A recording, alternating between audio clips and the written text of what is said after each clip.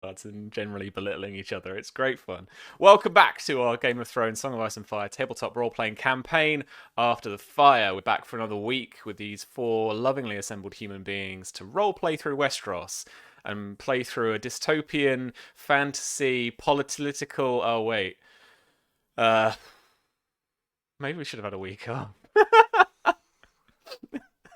No, we're good. We're good. No, this is our escapism. We're okay here. We just got fireworks going off left, right, and centre because it's bonfire night where we, uh, sing the praises about the fact that the Houses of Parliament weren't destroyed. Oh wait, no. All right, no, we're good. All right, well let's say hi to everybody and check in with everyone, see how everyone's doing. I'm randomly pick someone who doesn't usually go first. Hi, Tom. How you doing, mate? Dick, I wasn't prepared. You weren't ready at all. I wasn't. No. Hi. How are you doing, Mr. 3070? Pretty good. Good. Pretty good. I'm pretty excited. It's been great. I did get the new graphics card, Founders Edition. I'm gonna rub it in because they were hard to get, and I had to. I wouldn't rub it; you might break it. I didn't have to do that, Susie, but I would have. Yeah, it's really good. It's really good, and at the same time, it's pretty good because at the same time, I decided to put a nice new bit of thermal paste on, the CPU, because it was like pretty done. Fuck CPU fans, bitch to get on and off. And this one's awful because I've got like a what was it?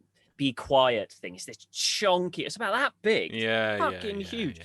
And it's like two parts. And you've got a fan in the middle and a fan the heat sinks. Yeah, and you're just like, you fuckers. You made this the most and the bracket is literally underneath. So you've got to. It's like fucking. And it was the worst thing ever to get off. But once it was all on. Let me give you a tip at home, friends. Don't build a PC with long nails. It doesn't fucking work. To buy those nails. No, it didn't fucking work. That just doesn't work. I mean, it does work because we're streaming. Yeah. Eventually. It's very difficult. It is very difficult. Sure. Yeah. But yeah, good. Really good. I'm excited for future games now. Really cool. That's it for my build now. That is it. No more upgrades. The next build in a couple of years' time will be a brand spanking new one. Because I don't think my motherboard could take any more upgrades. I think that's at its limit. But yeah, essentially. So it is not possible to future-proof a PC. The sooner you accept that, the happier you'll be. Still, Betty lasted me like maybe about 10 years. Well, almost that's it, 10 right? years. If you can get a machine that will keep you going for quite some time, I'd say you won it. You've won. That's what you want. Unless you're one of those people that just updates every year, brand spanking new everything. But, I can't afford that. It took me a couple of years to save up for this one. I can't afford to do that every year. Bloody hell. Alrighty. Yeah, we're here to play tabletop, right?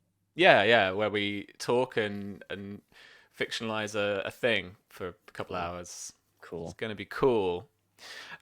Speaking of cool, who's next? V, hello, friend. Oh, okay.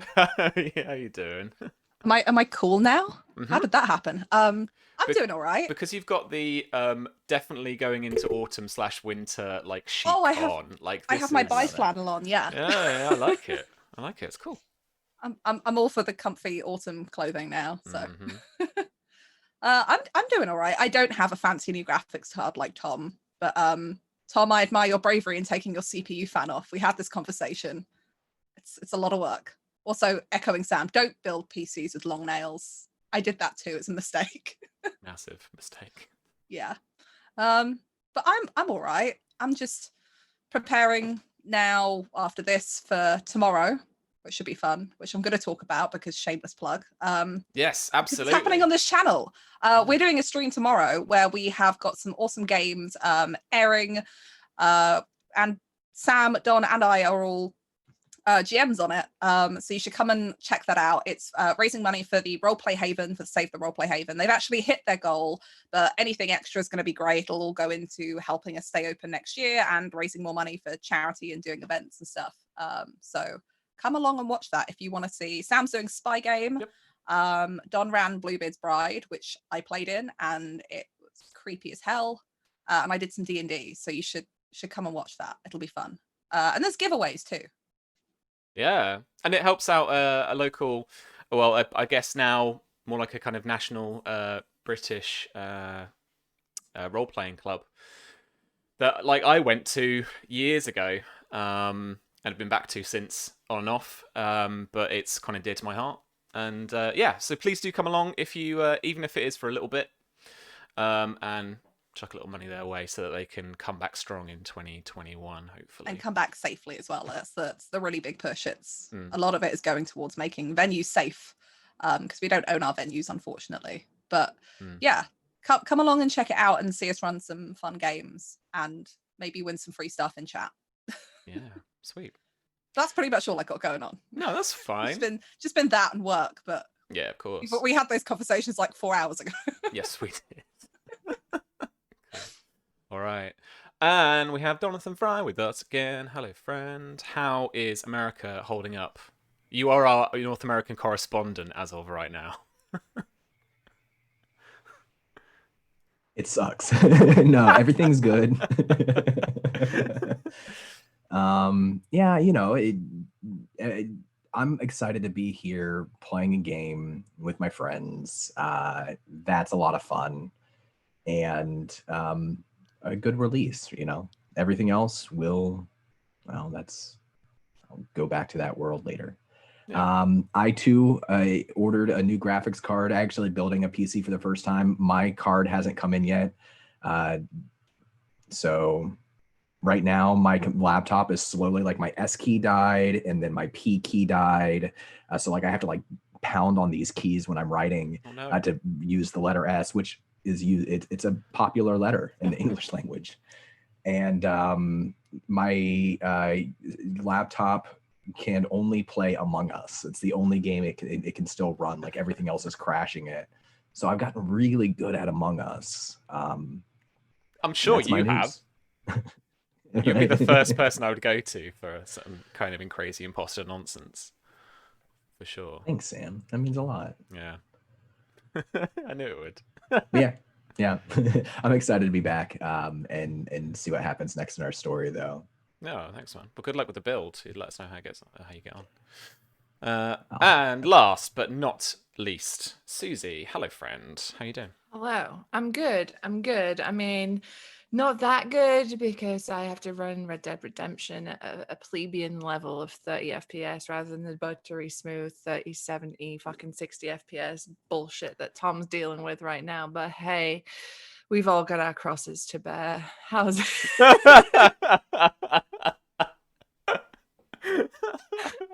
And that's where they lost it. We're off. Bye. Oh my god. Shit. Please don't die. Don't breathe your own spit, friends. So yeah, this is a strong start today. Looking forward to some top tier roleplay. Sure. Leave me to die. Yeah. I'll play you out with some sponsorship stuff and F's in chat for sure. Yes, thank you, Stamp. Yeah, so we are in the Roll20 spotlight, so we get a little shout out now and again. Thank you very much to Roll20 for that. We are using Roll20 as our virtual tabletop of choice. It's my personal virtual tabletop of choice, and I wholeheartedly encourage you to go to roll20.net and try it out. And you can be a GM even for free, all that kind of cool stuff. So go and check it out while Susie doesn't die. And yes, to reiterate what V was saying, please do come back tomorrow for our streams of those 3 games in support of the Roleplay Haven for 2021, because they should be some corkers. All right, so then, I guess, with fairly improvised session tonight, but we'll go through with people. I genuinely don't know where to start. But we'll kick off this, which is our season. Oh man, this is season 3 in the description. Let's change that. Season 4, episode 13. This is called Allegiances Drawn. I would actually like to start a bit unconventionally. I want to hear a little bit from you to go around just to see what you folks each want to get up to. Particularly any intrigues or even any I want to go job them combat scenes. just so I've got a better idea of where we're going this session, as we are, I think, kind of building to that momentum where we kind of come to the end of a season, where it's like, we know what we're going to do next season, and we're just kind of prepping for it and getting all the pieces in place, and hopefully I can come up with a little twist and turn that will surprise as well. I don't know. So let's start with Don, maybe, as you're right next to me here.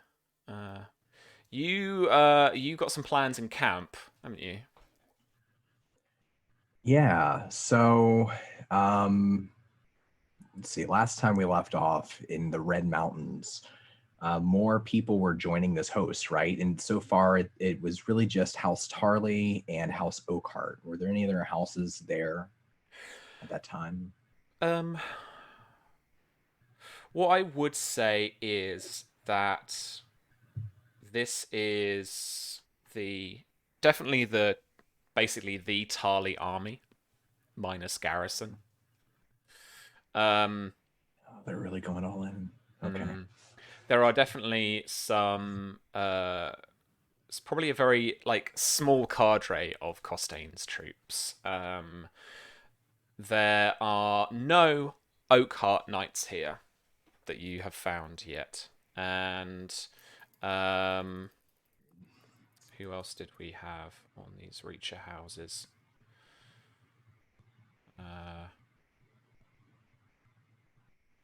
This is it's Floris, isn't it? House Floris. Who's got the fox head as their heraldry? It's the Fox people. Yeah. What's their name? Some fox. Florent. There we go. Some Florents are here as well. But no one else has definitely raised a banner. You can tell from camp a few mercenary soldiers, probably a few hedge knights, soldiers of fortune type people.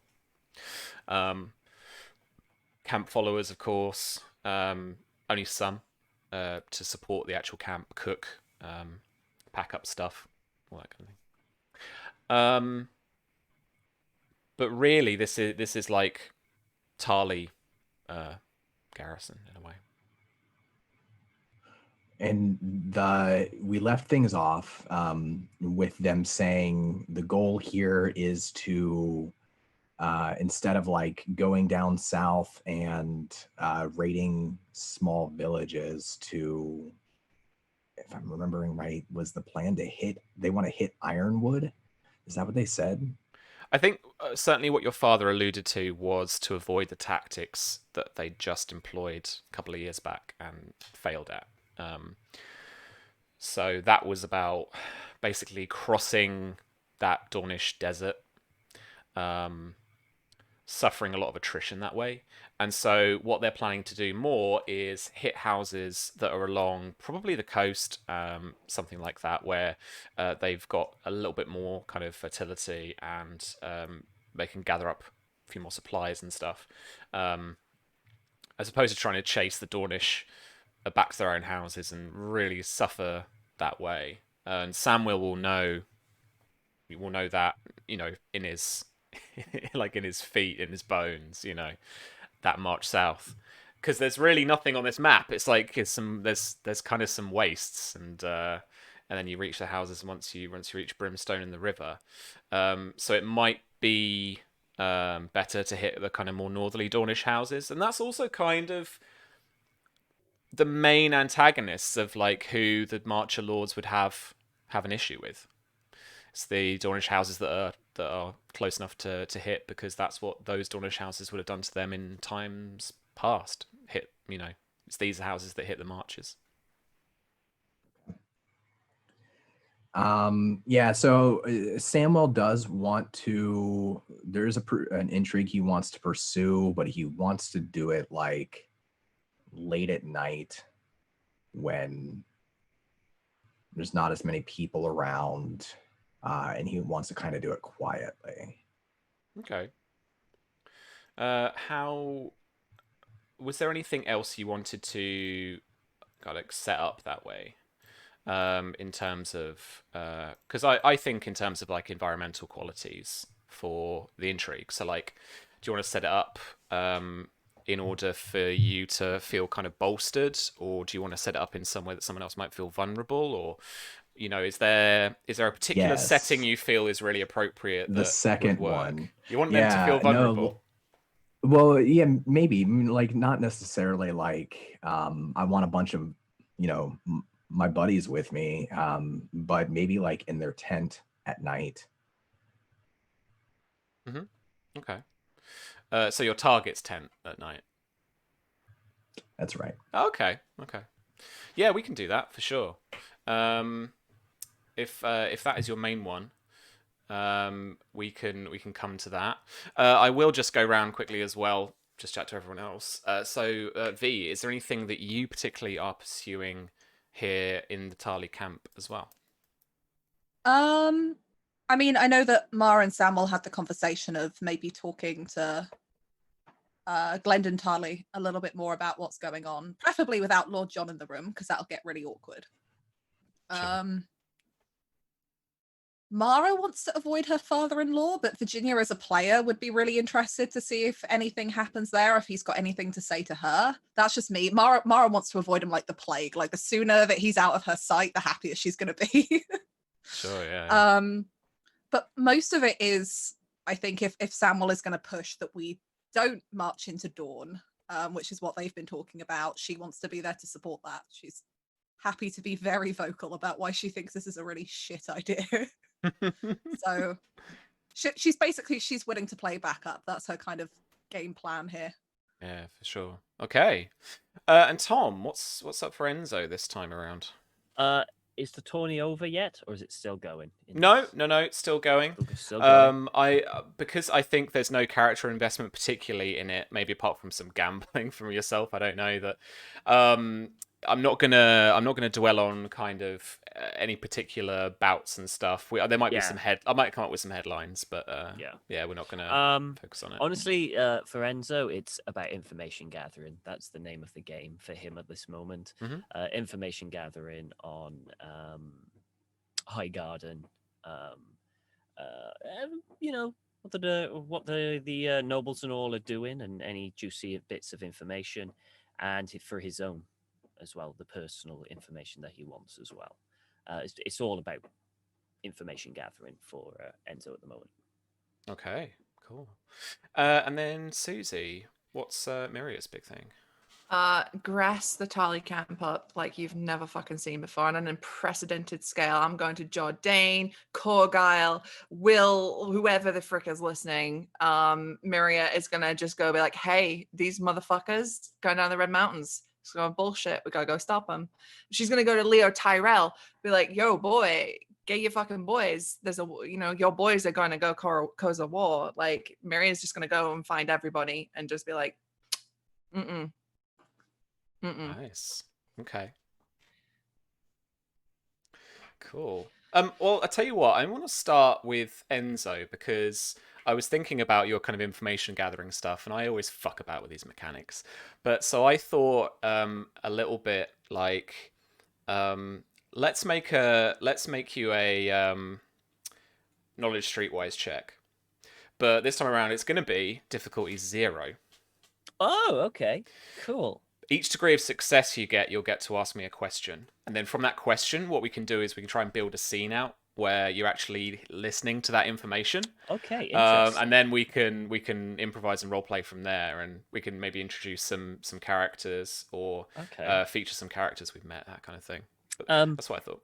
Are you putting information regarding what he's personally looking for his personal use, or is it all as one? Because I get a bonus dice from the last session in regards to the servant that I'm looking for. You can add that bonus dice for sure. I shall do that. Yeah, I know. Worries. You said streetwise, yeah? Yeah, knowledge streetwise, yeah. And these questions are yours, Tom, like or Enzo's. Like they can be whatever you want, whatever you can try and gather. I would reiterate, because this is like rumor gathering and overhearing things.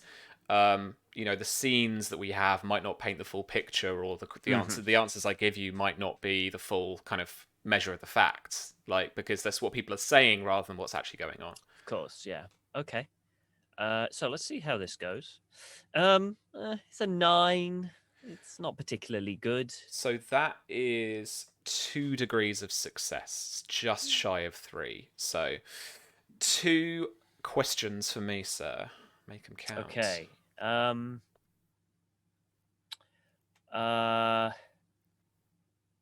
would like to find out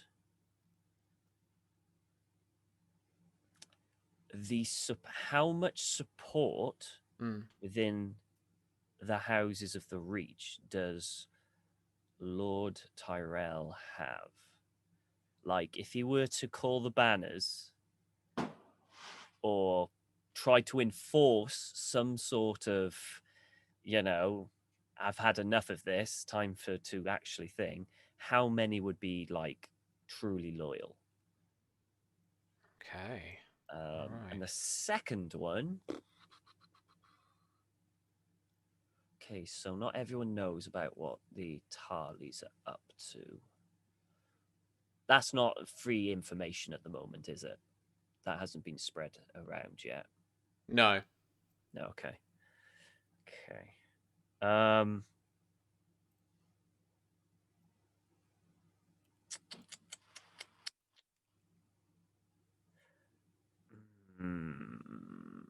Oh! What? That's difficult because I've got a lot of... 2 questions. Okay. We'll build on the scenes, though. More information can come out. Okay, and... It's kind of what you were looking for, I guess. Yeah. I see. I really want to look for the servant, but... Fuck it, yeah. Let's go that way. I would like to know if there are any... How do I put it?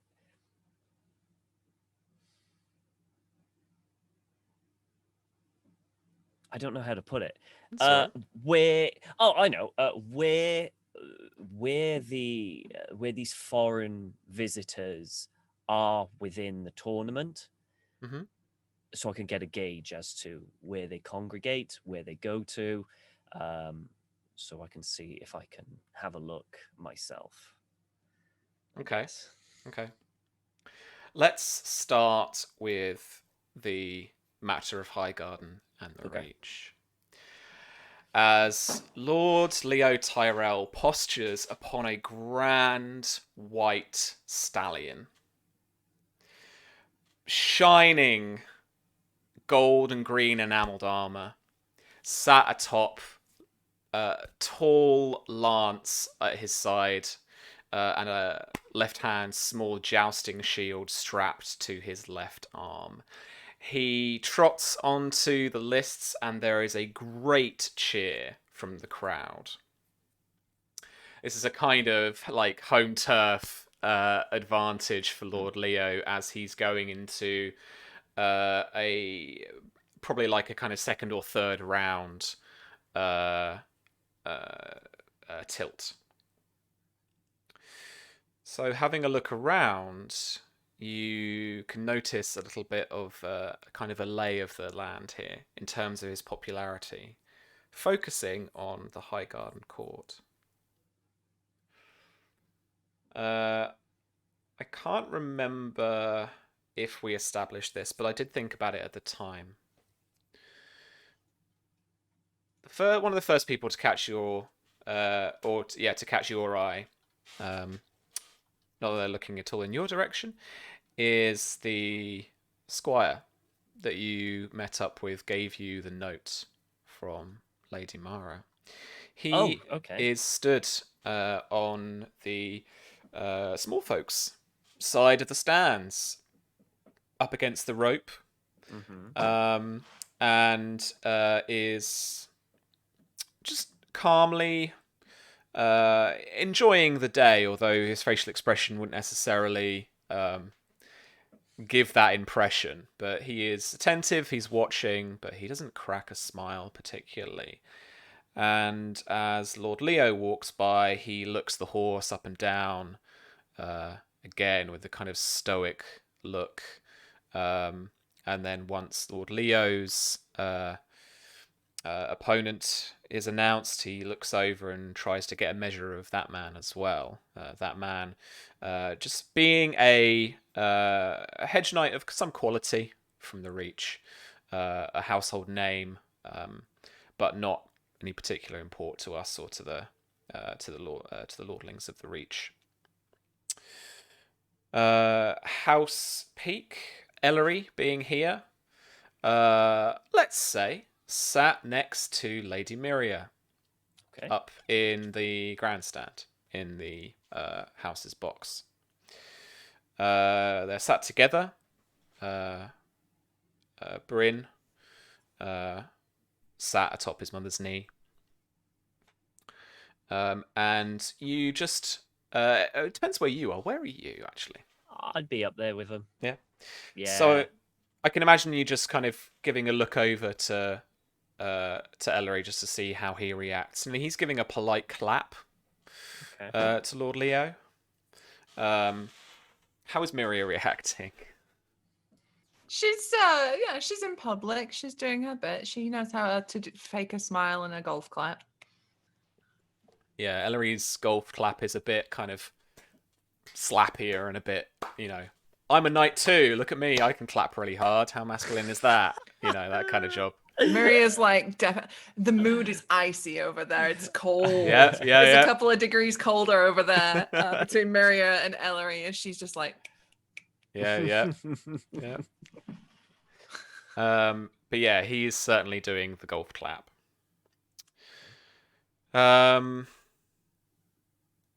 Just reading through my thing here.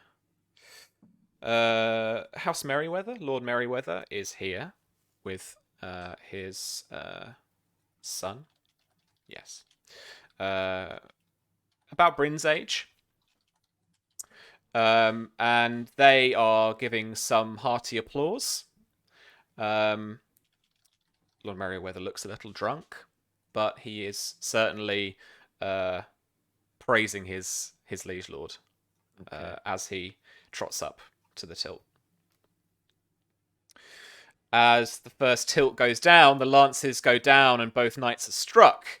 Lord Leo, in his expert animal handling and horsemanship, stays atop, while his knightly opponent just about stays on the stirrups and then drops the lance for another and wheels back around, prepping for the next tilt. During that, Lady Rowan looks particularly concerned at Lord Leo's performance being struck, but she gives him a hearty round of applause when he gets to the other end on horseback. Yeah. House Caswell as well, being here. I forget their heraldry for a second, but maybe let's just chuck them. sick ass centaur. Is it really? It is, yeah. So with centaurs ablazing on their surcoats and their heraldry, a couple of knights themselves, probably brothers, adult children who survived the war, knights themselves and still in the tilts, they give a kind of appreciative, yeah, he's done really well, and have a chat amongst themselves to say how he's done quite well. House Crane is obviously here. Yep. Let me get the names because there's a few we know. So many. Yeah. Sir Johan, with his white short hair, and a kind of anguished face, and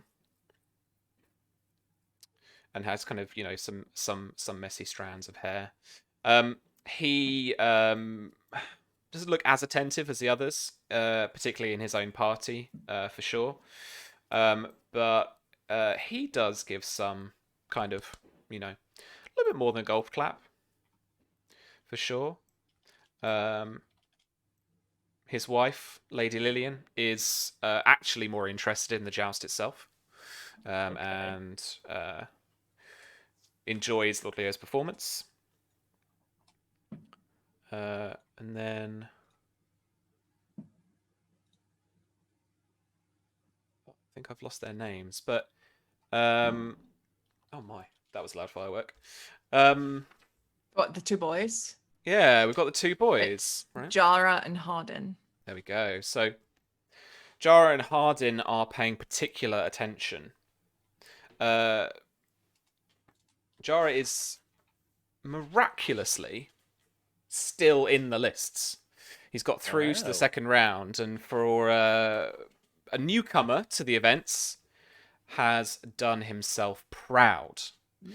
And he is particularly eager at showing that he is appreciative of Lord Leo and admires him greatly in his performance, and was one of the only people to stand in the in the Lordlings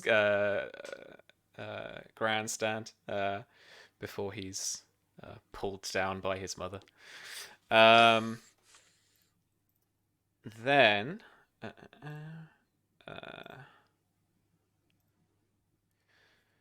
There are a couple of knights here from House Florent, and they also do a pretty half-decent golf clap, for sure. Okay. While House Ashford is actually quite celebratory as well. So they're quite appreciative and supportive. And then House Hightower, Lord Hightower, being his Lord Steward, of course, is almost ceremoniously congratulatory of Lord Leo's performance in the first tilt. The red wines themselves haven't actually shown. You have a look around for the kind of bluey purple colours. But don't see any. And then let's have a look if there are any other stragglers for What about Houses of the Reach. What about any Targaryen? Like whether Queenie is still watching, or Maekar is actually watching. Any of those? Okay, so yeah, Maekar would certainly watch, and he would be in one of the stalls higher up, the grandstand for sure. I think that he would. I mean, it's Maekar. You know, a golf clap is basically a firework display, isn't it? But like, yeah, but you know, he is indeed kind of clapping along with the audience. He is paying some attention to the proceedings. All right. I mean, the appreciation he's showing is more in his hands, I think, but he is holding a kind of grimace. Not grimace. What am I trying to think of? Like a curled upper lip, kind of as he watches. Like.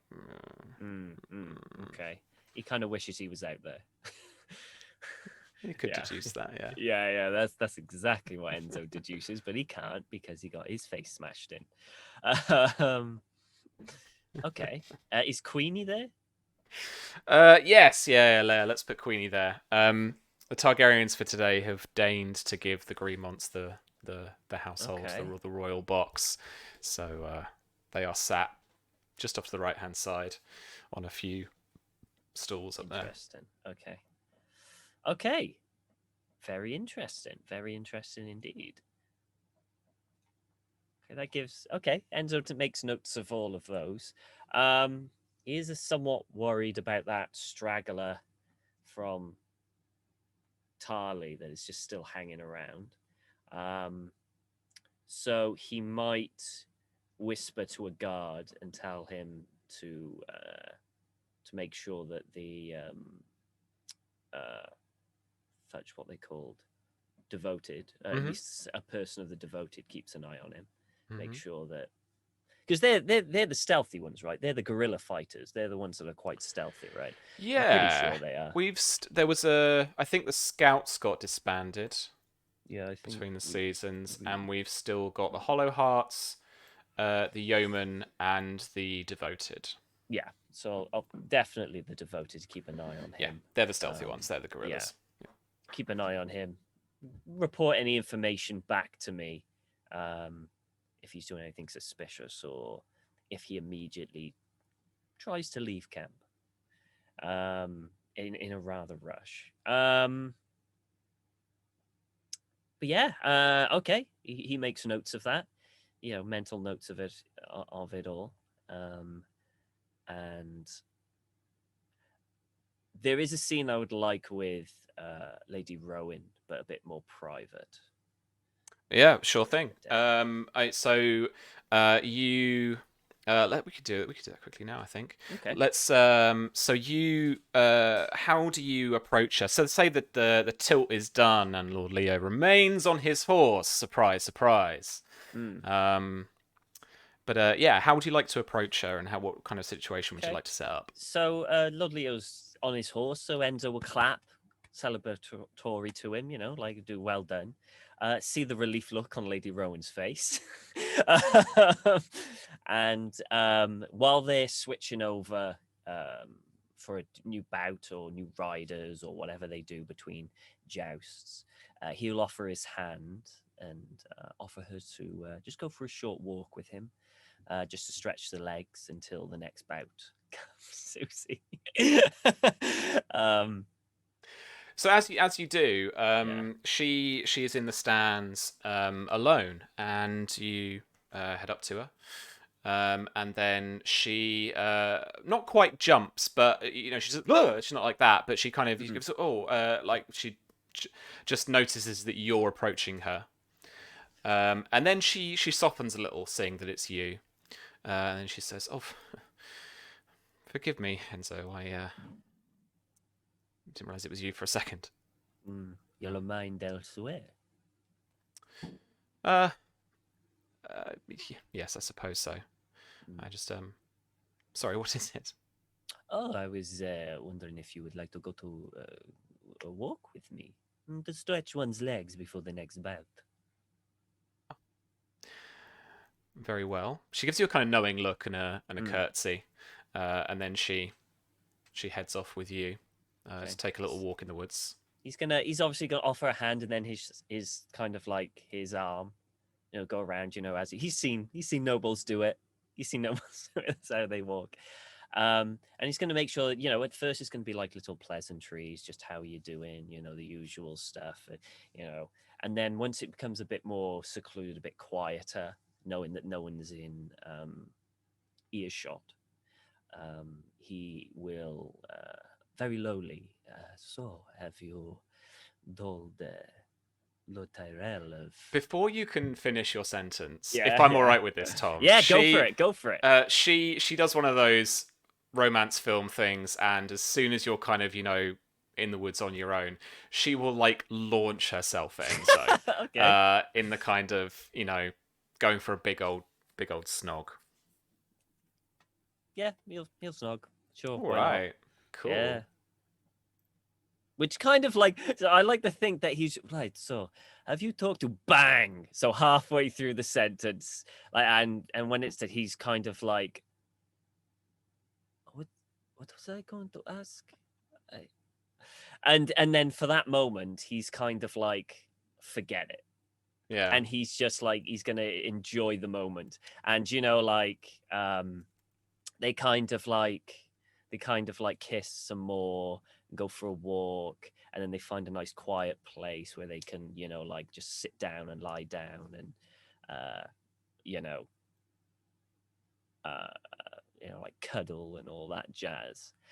And once that's all like calmed down and it's just nature, and he remembers what he wants to ask after his heart stopped beating and the blood's kind of cooled down.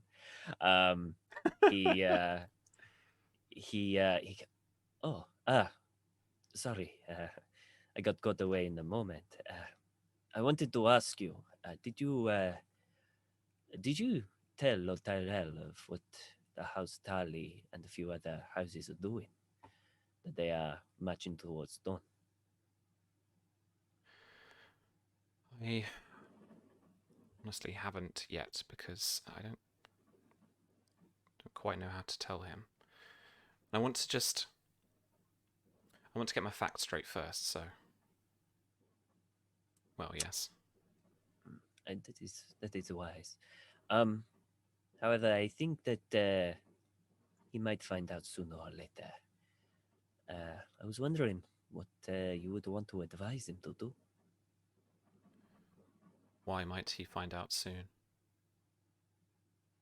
It is hard to hide movements of a force from the eyes of so many for very long.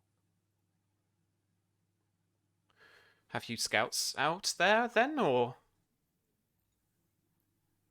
I do not have control over Greenmont's scouts, but I am sure that there are some, and as well as other houses too.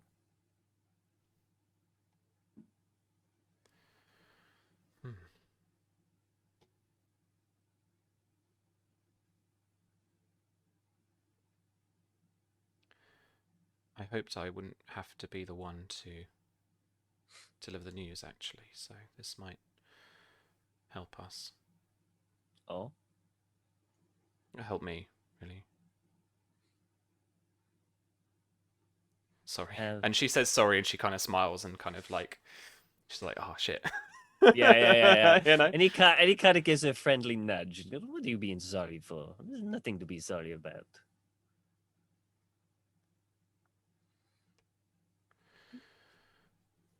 Do you not want to? Why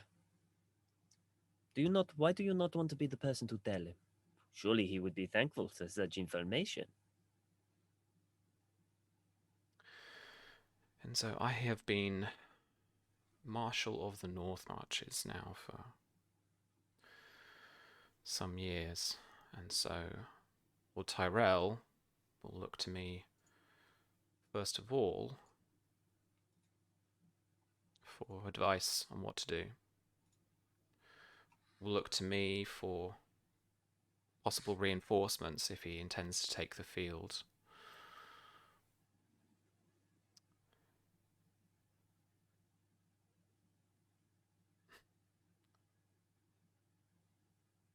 But I am not right now equipped to give him that advice. Why would you say that?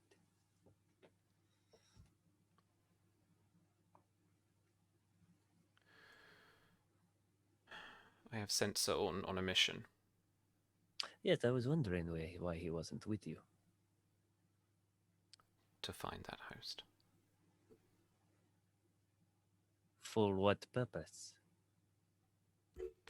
To scout for information, to find out how large it is, where they are. Has he, is he a good scout? Is he quick? Does he know the mountains? He is growing less so with age, if I'm honest, but he is someone that I trust. I just hope he finds out soon. If you wish to find information about the host, it is possible that I might be able to persuade Lady Milia the use of the devoted in such matters. Would To you? get a... I could ask. I could not promise anything because it is her word at the end. I could try to persuade her for the good of the realm. Might I speak to her? I cannot see why not. It might help the cause. But I think it is important that you have a contingency plan should Lord Tyrell find out. and he would want advice from you.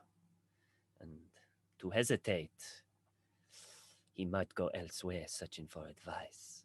Who would advise him very poorly.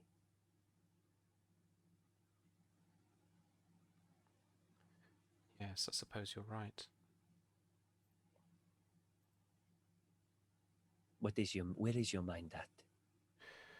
If I could meet with Lady Miria as soon as convenient, then perhaps we can kind of sort this out together. I'm sorry. I'm just Do not apologize. Highgarden Court is very difficult, and we are having to be very careful with who we speak to, who we trust. I trust Lady Miria. And we could probably get a meeting quite quickly. I noticed that, well, the betrothed was rather... Well, she was a little bored, let's say, with his company. So a little rescue of the lady would not go against us. She thanks you, and then she plants one last loving kiss on Enzo's lips. Samuel and Mara. We'll head over to you two next. So how did you want to establish this next scene then? How much time has passed? Let's say I want to get things going a little bit more of a pace. There's been a couple of days or so as we get into the split the party timey-wimey nonsense. That you've been here.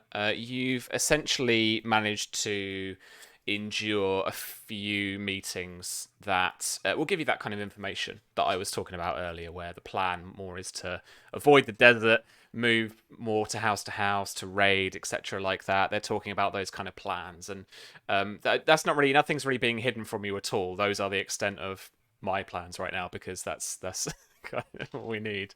But you know, the tactics are there to just raid, smash and grab, try and grab a boy for a bit of ransom, you know, as they head along. Probably down to the Fowlers, Prince's Pass, probably along to kind of Ironwood or around that side of the coast, or they might head down the mountains on the more western side of Dawn, that kind of thing. But aiming more for some easy targets rather than a protracted war or skirmish. Has it been a week total since we left the tournament? I wouldn't say yet. Okay. No, a little bit more to happen first, and then yeah. Okay. We wanted to talk to. So yeah, I mean, I think, you know, trying to get a better sense of where the host is. Like, are the men super behind this? Is like everybody really jazzed up about this raiding idea, or are they there because they've been dragged there? Oh, okay. The position that you're in the house, you certainly get a sense that there are quite a lot of people who are really game for it. There are a few soldiers who tell you that they're up for it when they're not as enthusiastic as everyone else when they say that. But I think, as Sam will, you know, they're going to be like, "Oh yeah, no, absolutely, yeah. We're all on board. You're the young lord of the house, so, or the young heir, so yeah." They're still loyal, and they're still going to rally behind you. Samuel definitely would have taken the time over the couple of days to like retell the story of the tournament, the melee, and the archery, to try to not, and like he would kind of like be humble about it, but he would be consistent, to try to spread the idea that oh, look, the young lord of this house is like really stepping up, like defeated Maekar, like basically like we can believe in the future of House Tarly. And he's trying to present himself that way, but remain humble in doing so. Sure. That's okay. just something that he would have. That's just something that he would have like done at camp when they're drinking at night. They're kind of talking, and he'd get real like when he's not with or when he's with Mara or when he's not with Mara, he's real like down to earth. He doesn't dress up fancy. He's like one of the guys. He tries to present himself as such. I think there's one night in particular, if I might have just a quick scene where they kind of ask the two of you drinking together, and as the drinks go on, you become a little bit more familiar with each other. Those little kind of romantic touches, like hands or on a knee or something, just little nudges that, for people who are astute, will give away little signs of love. And there are a couple of nights, this moment's the kind of Ed Sheeran cameo, where they're like, there's this like night, or yeah, I know, I'm sorry, where there's a night speaking up, and I don't think, like, if I might impose that you might probably not have spoken much about Mara's injuries at all. But he wouldn't have said he wouldn't have said anything. But there are rumors going around camp about what might have happened, and it's tonight that one brave, slightly inebriated soldier in your troop asks, "My lord, may we ask what happened, my lady?" I think Mara looks almost a bit offended that he's asked Samwell before he's asked her. Like when his fucking lord. I just think there's a bit of her that just like, as soon as he addresses Samwell and says like what happened, she knows what he's talking about. And I think there's almost a look of like, I'm right here. But I think she waits to see what Samwell says before she answers, since she wasn't addressed first. Yeah, he'll glance over, probably notice that, and look back to him and says, "It's not my story to tell." My lady, then might we ask? You may ask. But I have a question of my own. Please, it's only fair, I suppose. I would love to know what the rumors are about what you all think happened to me. Mara's had, like, I imagine, like, they've all had a little bit to drink, so she's probably a little less on edge than she has been for most of the day. That at most you were beset upon by a few of the house's scouts, woodland fighters, mountain fighters, whatever they're known as. There's a guy kind of, like stuffing his mouth with some scraps of meat, and he's like, some of them think that they got mauled by some dogs. No, that was this one, and she kind of pulls up the sleeve to her dress to show that horrible bite wound in her forearm. As he swallows, he turns to one of his friends and he says, "I told you, you owe me a groat." Hold your horses. That's not what did this. And then there's like the same guy who's been asking looks over at you much more concerned and then says, "There is a rumor about the Blood Witch going around camp." I think she kind of laughs at hearing that, and I think she looks at Samwell to see what his face is doing. I think she's almost like looking at him with the look of, should I tell them? Is it so bad if I do? He's not staring daggers, but he's turned and he's like looking into the fire when they say Blood Witch. He looks in the fire and like you could see his jaw tighten and he's just sort of chewing his teeth. trying not to say anything.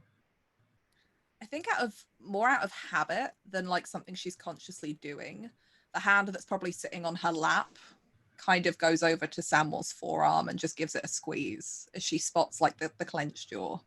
And she looks back at this soldier. Those rumors might be true.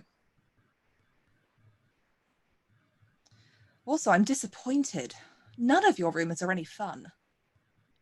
The real story is much more interesting. And I think she's trying to like play into, she's seen Samuel over the last few days try to play into like talking to these guys and being honest with them. So I think she's trying to do the same. Yeah. In that kind of support of that. Mm-hmm. I was mauled by a shadow cat. The one that the Lady Marcia keeps as a pet. And she looks him like dead in the eyes, like she's not fucking around. Yeah. Yeah, you've got this audience now, basically, kind of waiting on your every word, and the questionee asks, was she has command over such creature? When that thing leapt at me from the shadows, while it was ripping my face to pieces, she was sat, silent and unmoving. So yes, I believe so. And like one of the guys from the back is like, no. That can't be. I think she kind of jokingly turns to him. Are you calling me a liar, sir? Greenseers died out years ago. I don't know what you're talking about. The old gods still grace House Greenmont, and have done for a very long time. You see all of their backs just like get up a little bit, just that She little kind of bit, enjoys like, it a little bit. oh, She's always fucking taken hell. like a weird pleasure in people being like uncomfortable about like the weirwoods and the weirwood groves. But by the grace of those same gods, I am here with all of you, disappointed that you can't come up with better rumors about me. She kind of laughs at it and takes another sip. Yeah, there's some of a laugh there, and I think this main guy who's been asking is still quite kind of stoic and attentive and worried. And one of his friends is like, I told you. He's like, shut up. My lord, you remember High Garden? Your tongue, your mouth bleeding? The maesters never found any reason, did they? And no poison graced your lips. It is as the men said before. It's blood magic, my lord. Samuel looks up at the fire, from the fire to this man, a short nod of his head, and he slowly stands up. And he kind of opens himself up just a little bit to the other men who are gathered around, takes another drink, and he says,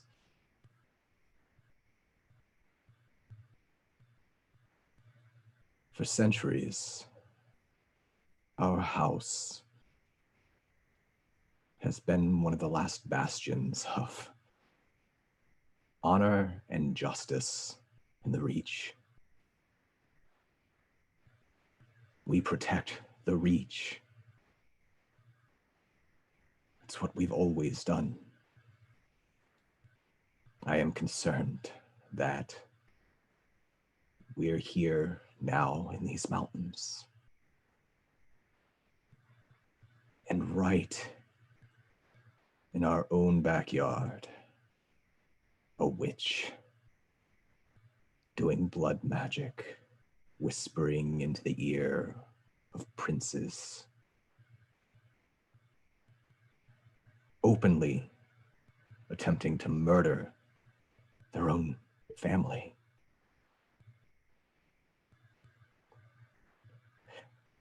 I'm struggling with this, and my brothers, my friends, I just want you to help me. as a knight of the Reach, what is our duty when we know this evil is out there? This witch, what are we to do?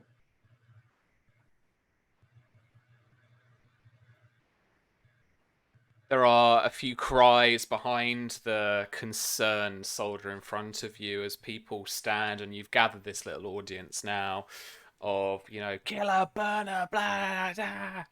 And there are a few cries and then a resounding cry of first in battle. Before a couple of the sergeants come walking up just to see what the men are doing, see what's going on.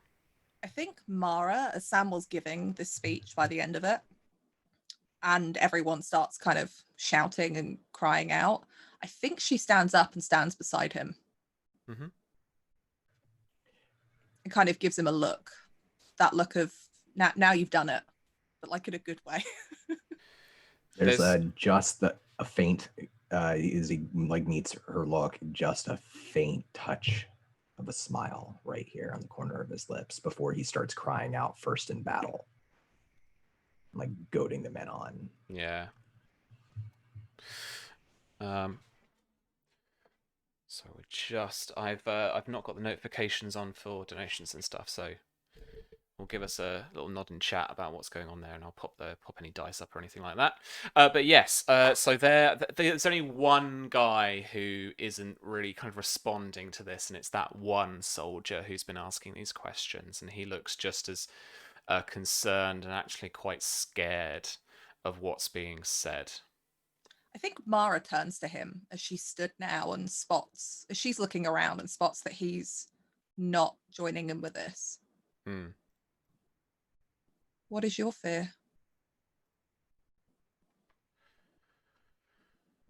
Everyone knows the old gods do terrible things.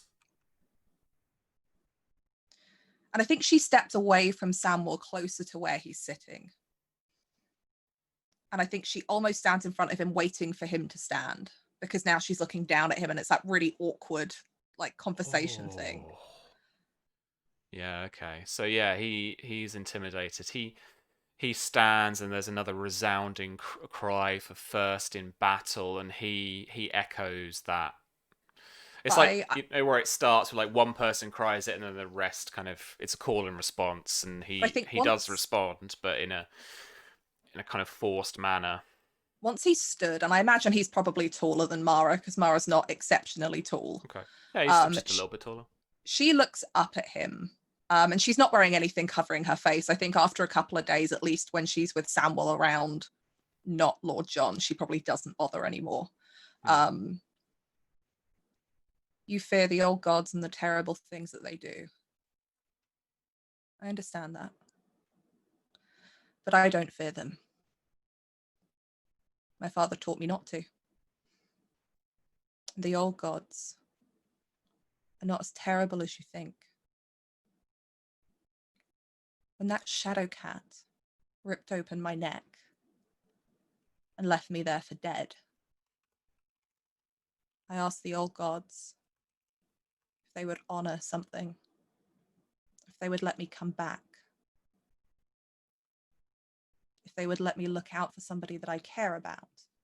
And I think at that point she kind of glances at Samuel purposefully. And I stand here before you, having survived a shadow cat do this. And she turns her face so he can see like the full extent of, like, where her neck would have been ripped open and all the side of her jaw, and just how that injury should have killed her. And then looks back at him. You don't have to fear the old gods. The only person you have to fear is the witch that sits in the Reach and takes that power. And she's trying to push him to join in with the rest, in the sense that, like, get over your fear of that. The gods aren't what you need to be worried about. You need to be worried about the fact that, that this is happening in the Reach, echoing kind of Sam's message about it.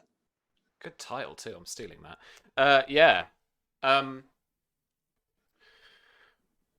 Like, I'm not going to get you to roll because you're just going to like smash this guy into the ground. But like, so yeah, so you see that get into him, and like he is all the more terrified. But the kind of crowd and the atmosphere is building him up to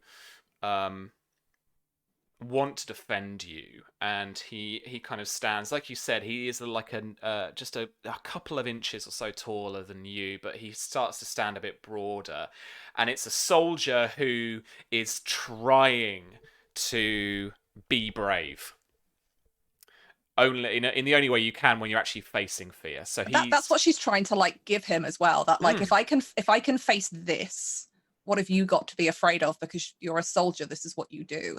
And I think as soon as it looks like he's kind of got that in him, she'll make her way back over to Samwell.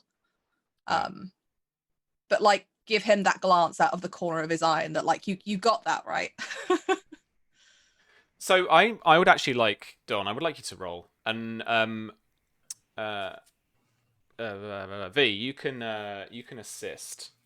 So you can lend on a bonus dice here, and I want you to. This is perfectly in sight. So I would like you to roll for me the persuasion insight check. So their intrigue defense normally is like 6. I'm going to increase that by a degree just because that you've got a whole crowd here with you for it. So we're looking for an 11, basically, as your difficulty. An 11. You got 3 lovely little bonus dice friends up in your frame there, if you'd like them. Yeah, you've got one from Mara, right? I've got one and from a Mara. bonus dice from Mara. Yeah. So, but I have a wound. Let's spend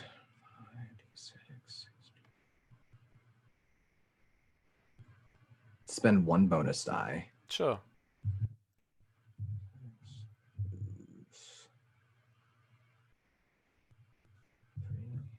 Is that right?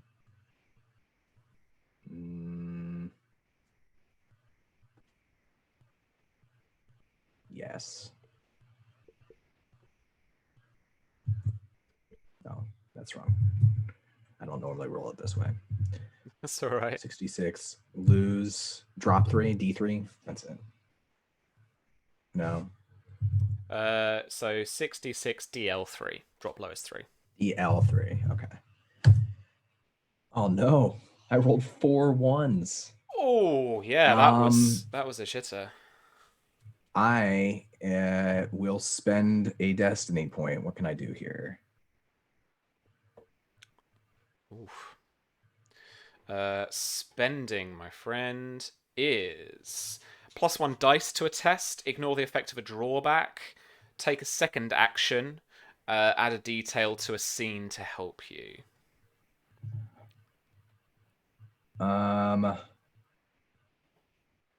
Yes, I will spend a destiny point to. Can I roll an extra die? Yeah, sure. Go on. You spend a destiny point. What's your bonus die?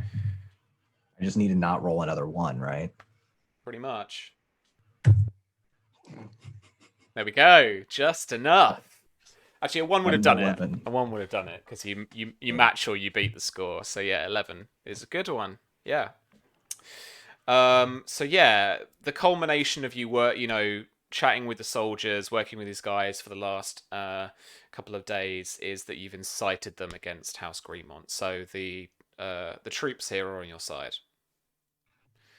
So I think by the time Mara gets back to him, he's just he's chanting with them for a while, and then he like quiets them down just enough to give them a speech about how when the time is right, they must be brave and they should follow him, and they will cleanse the reach of the Blood Witch. Nice. Okay. Let's stick with you guys just now for. So, is there an easy way from here into the intrigue you want to set up, or is this like a different time, different day that you want to set up the scene for your target, for your intrigue target? Maybe like a little later we could go talk to. You wanted to talk to Glendon, right? To Papa Tarly. Yeah. I mean, Mara proposed that they go and talk to him and perhaps fess up the rest of the truth. Was her thing, because he's not gonna. Her whole speech, like on the ride up there, was like, if he doesn't like it now, he's never gonna like it. So we might as well get that over with. There's no way that he's gonna kick off about it here and embarrass himself over it. Like, that's gonna be the least of his problems if he doesn't like it while he's here. So. Okay. Yeah, you head back to the kind of main Tarly tent where your father is enjoying a little bit of supper this late at night and a little nightcap. Is there anything that you want to bring into the scene? Well, if this is an actual standard intrigue, if you have an objective and want to get something out of him, then we can do one. I think some of that will probably depend on the conversation they have on the way there. Because I think Mara would speak to Savile. She's not just going to like burst in and announce this at his father. She's not quite that bold. The way that you roll, you probably could. That's also true. Yeah. I think she would ask him though, if he wants to, because if he really doesn't, she's not going to make him. So yeah, if Mara asks Sam on the way, he'll just say, I'm willing to do whatever you think is right, but I think we have to make a choice.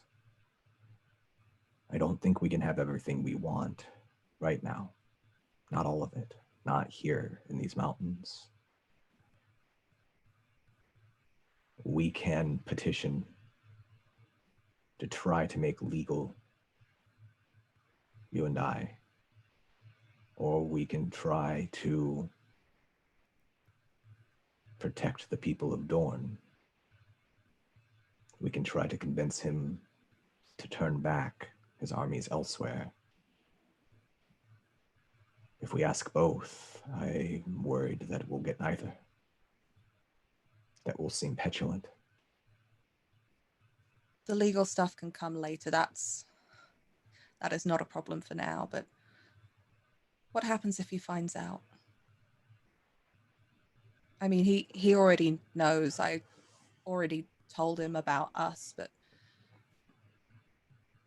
if we get caught, if Lord John suspects something and it blindsides him, do you think that's going to help us save the people of Dorne? Do we really want to lie to him and risk that lie undoing everything when we're that close, if we get that close? I'm not worried about Lord John. He's not your lawful father-in-law, though. But he is alone here. For now. But if he falls here, Sam, and she gives him that look. It's the same look they always share whenever Alistair comes up in conversation, which he hasn't for a long time, I don't think. No. What I mean to say is Lord John needs the support of House Tarly. He's an intelligent man. If you want to petition right now in the middle of this camp, I'll stand by you. We don't have to But publicly it won't come without petition. compromise. I just don't want to lie to your father.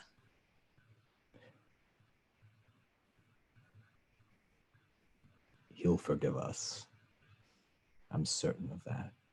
I love my father, and my father loves me. If I'm honest, Sam, I just feel bad lying to him. He saved my life. That dog would have killed me if he hadn't cut it in two and been there when he'd been there.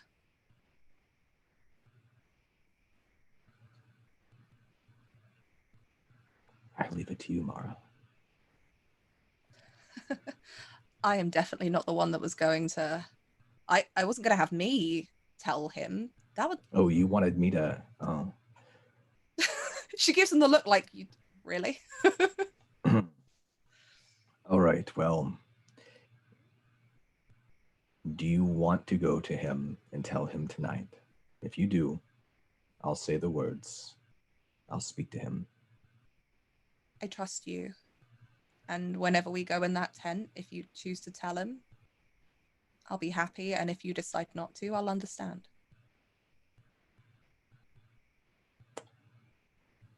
He starts walking towards the tent. Okay. You meet your father, as I say, just finishing up his supper. There's a little empty plate there in front of him now. Nice little neat iron knife and fork in the middle of it. And he just takes another little sip from some fortified wine.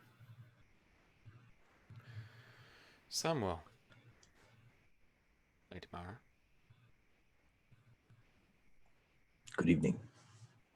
Smiles, like plucks an apple off the table and takes a bite out of it and sits down. Mara does the same. She sits beside him like she normally would. Do you know what that was I heard earlier? The troops getting rowdy? Yes, first in battle. They have opinions. I heard a lot of that, yes. To be honest, Father, they're uncomfortable knowing full well what happened at that tournament, knowing of House Greenmont's poison in the Reach. Seems what happened to me has been a rumor going around camp. The rumors of the Blood Witch. I don't doubt it. Men are one to gossip. They're terrible at it. Somebody should teach them how to do it. None of their rumors were that interesting. Yeah, I wouldn't send any of them to Highgarden, at least. Let me say that. All right, let's roll some initiative if this is going down. Okay. Status breeding. Ooh. This is gonna be 14. a 16. Yeah. Also a 14. Okay. Is that your breeding test to get the extra bonus dice? No, I have to wait. What is this? No, that's a regular status test. Did we So all get 14? We all got 14. Oh my god. Okay. So, all right. Glendon's going first. He's the Lord. Well, actually, I got 16. Because he's got head of house. But you've got heir as well, haven't you, Don? So you'll have a 16. Oh. And you'll have a 21 from that. That's actually -1. I have to drop one off of that one, so that'll be a 20. Mm-hmm. And a 15. Okay, that's I already got the plus. I got the +2 in my macro. It's an 18 and a 14. Yeah. Nice. But because of the, is it still a wound or an injury? It's a wound. So my injury's gone. So you're dropping a dice. Yeah, so it's an 18 and it's a Gotcha. 13 on the status breeding. Okay. Against which one's against his intrigue defense for this here? 18. Oof, 3 degrees. So you have +1 bonus dice for every 2 degrees thereafter. So yes, you've got 2 bonus dice. Okay. So I think then their order goes Papatali, Samuel, Mara? I think it's Mara, then Sam. 14, yeah. 14 Mara, is that. So Mara, then Samuel. Cool, okay. All right, this is going to be simple. He considers his first round and he just asks you, okay, well, Well, clearly something's troubling you. What's going on? Sorry, I'm just changing the cheat sheet page. I can have someone flogged if they're gossiping behind your back. No, not at all. They can't help themselves. A woman walks into camp with a face like this, they're going to want to know what happened. It's going to get out eventually. This is not my first time with a host, my lord. No, I gather not, so... But I think Mara will also consider, because she doesn't know what Samwell's going to do. She left that in his hands. All right. But she does Samwell's just up want to to impress the idea that, like, you don't need to get anyone in trouble. I'm fine with the weird banter that your men have. Well, Sam's up to bat, yeah. All right. So it's your turn there, Don.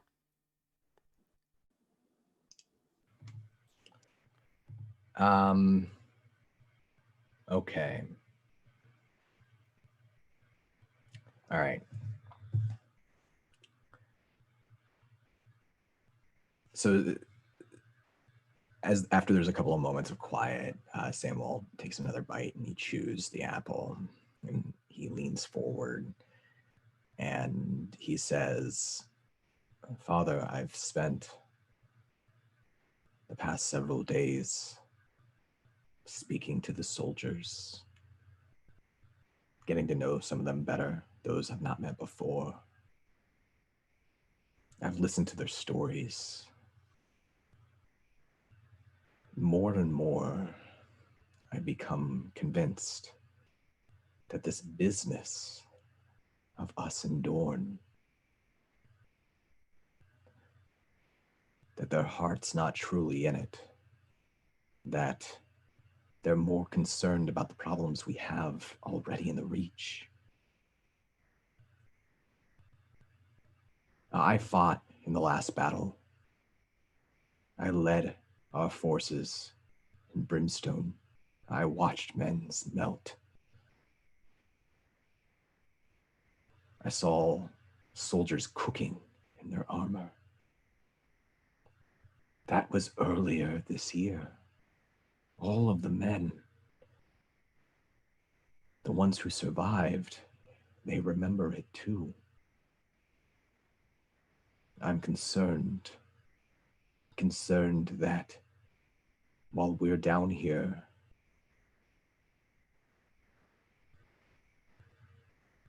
we're vulnerable here and we're vulnerable at home. Because I do believe in my heart that House Greenmont's not going to wait for us to return from our march. That there's something greater happening here. And these rumors that the men have heard, they're not wrong, Father. You're a strong leader. I admire you. But what happens if the men lose faith in the leadership of our house because we're fighting here and letting enemies in the Reach go free? We still have a chance to turn around. We still have an opportunity to stop House Greenmont. And I worry that you'll lose the loyalty and faith the soldiers have in House Tarly, that your reputation will be tarnished if we continue on this course of action. You think I'm alone in this? The campaign and the Battle of Brimstone has only given fuel to the fire for some of the soldiers outside of this tent. Some of them eager for retribution, for brothers, or for friends. There is support enough here, Sam. I don't see that I'm dragging the house out here again. They are following. But make your roll, because he considered. Yeah. I think what I started off planning on doing isn't what I ended up doing. So I feel like this is... It's okay. What is this? This is probably... Feels like a convince to me. Convince. Yeah. Okay. So... I've got 2 bonus dice that I will save. I'm just gonna roll. Okay.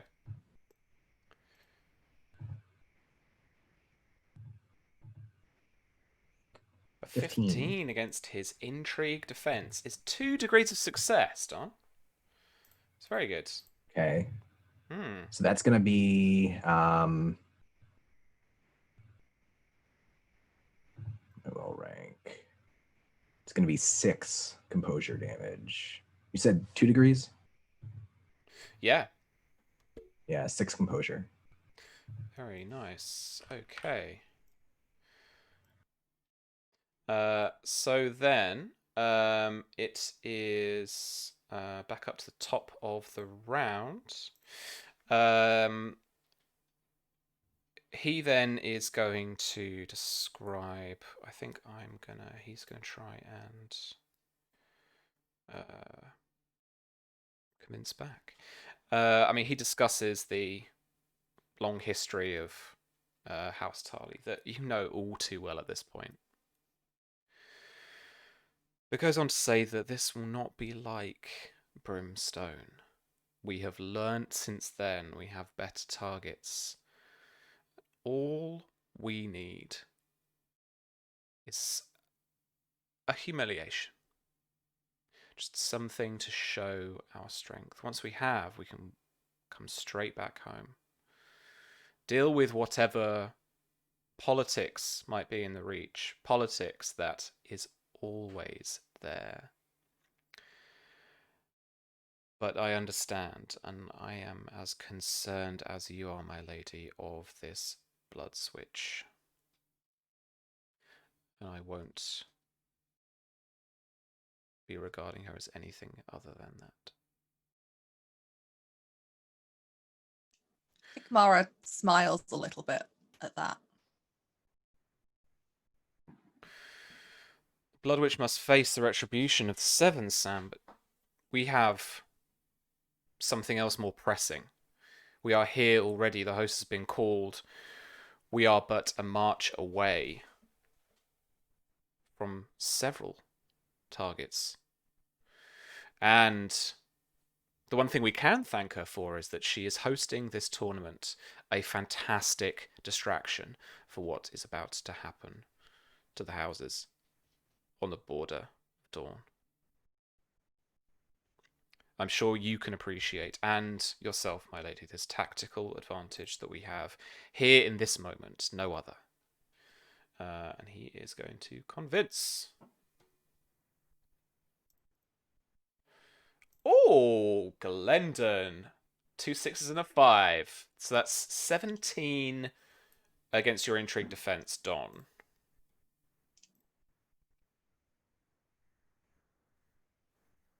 What do you reckon? Okay, so my intrigue defense that's going to be 2 degrees of success. Nice. Okay, so that is will rank. That's going to be 6 as well. 6 composure damage. Okay. So take into account your disposition rating to soak some of that. Probably won't soak much. He's not soaking much. No, it's 1. Yeah.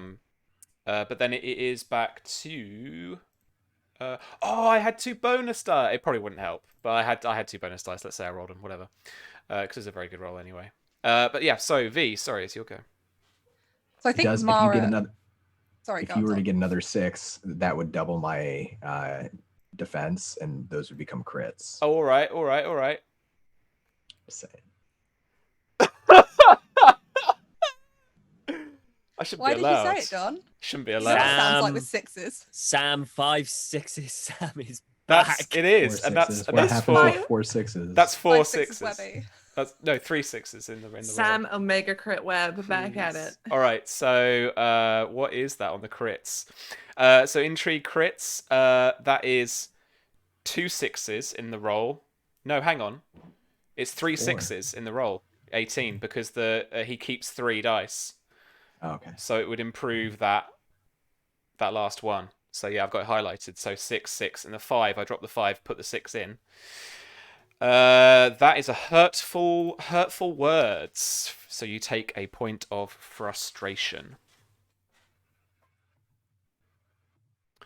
So that will actually lower your. It'll give you a dice penalty to persuasion deception tests for this intrigue only. All right. So yeah, Mara. Sorry, while I interrupted and just rolled That's some okay. casual 6s.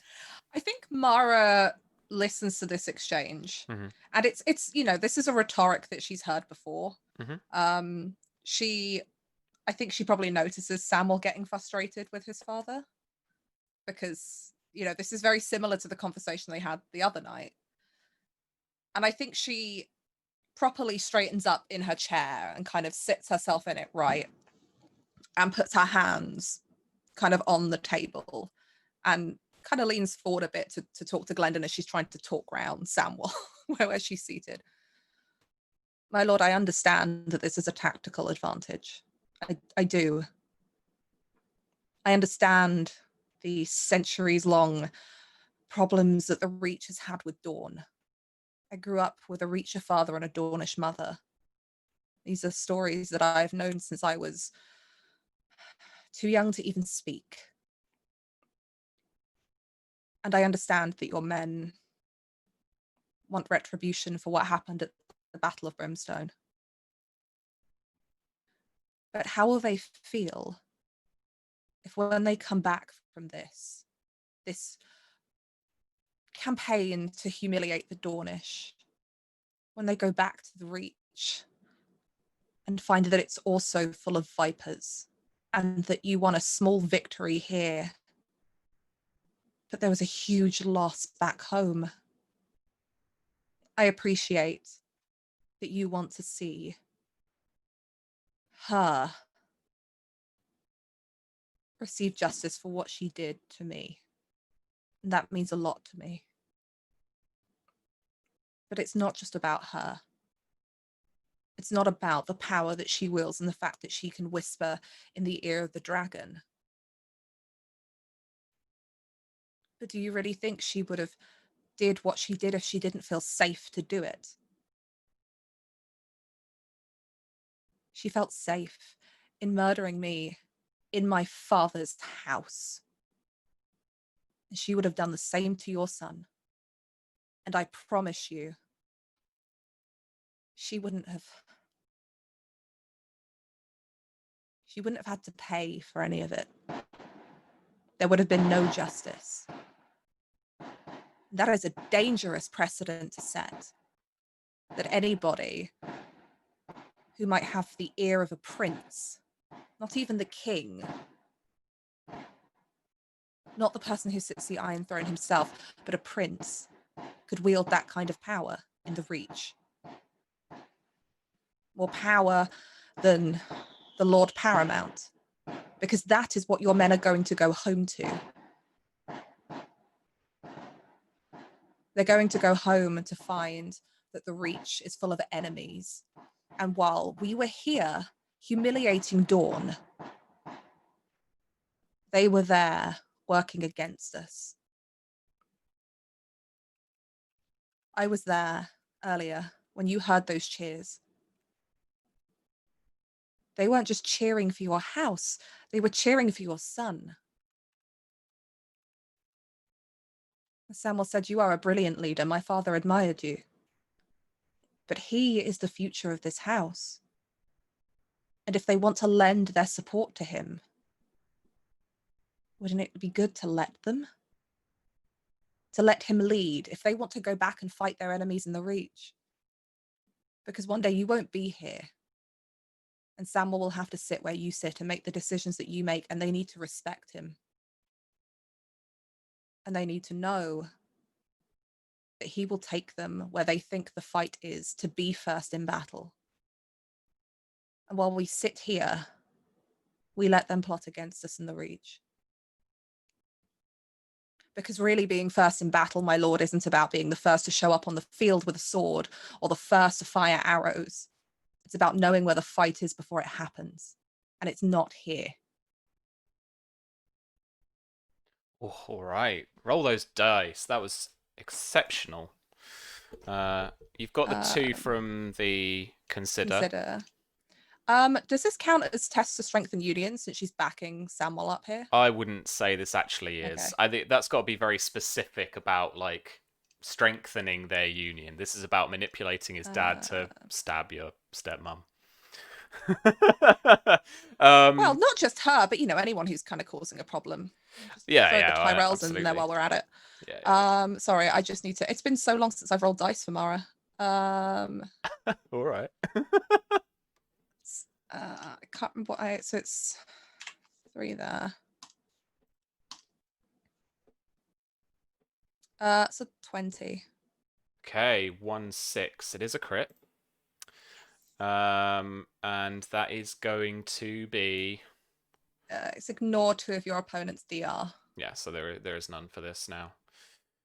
19 is 3 degrees of success. What is this convince? What is your will rank? My will rank is 4. So we multiply that by 3. 12. It's 12. And you have succeeded. 11d6. Wait, why is that rolled 11? You rolled 11d6 and dropped the lowest 7. Yeah, it's 3 bonus dice, 2 from that and 1 from one of her abilities. Somewhere. Oof. Yeah, she's strong.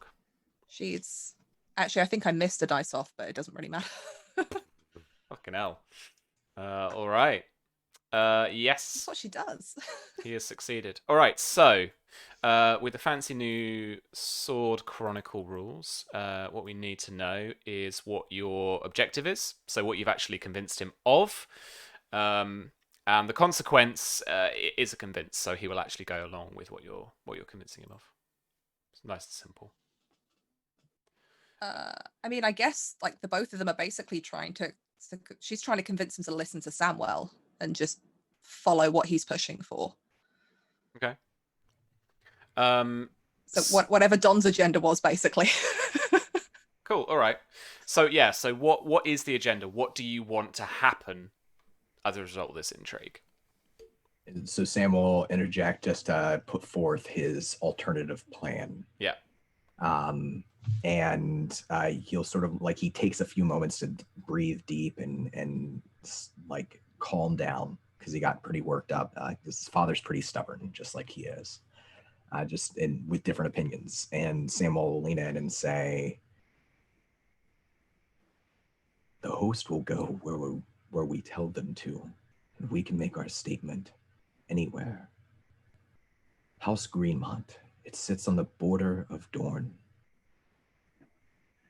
The Blood Witch has her whispers in the ear of the prince, in many of the Dornish houses.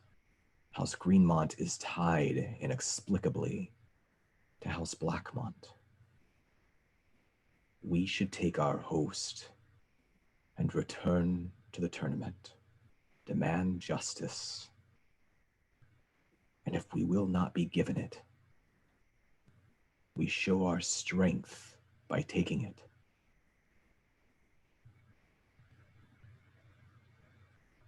Then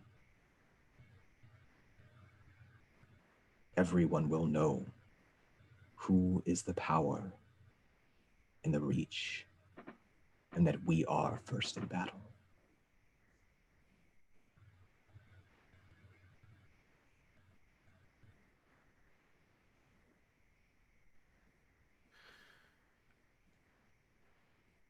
The Blood Witch must answer for her crime.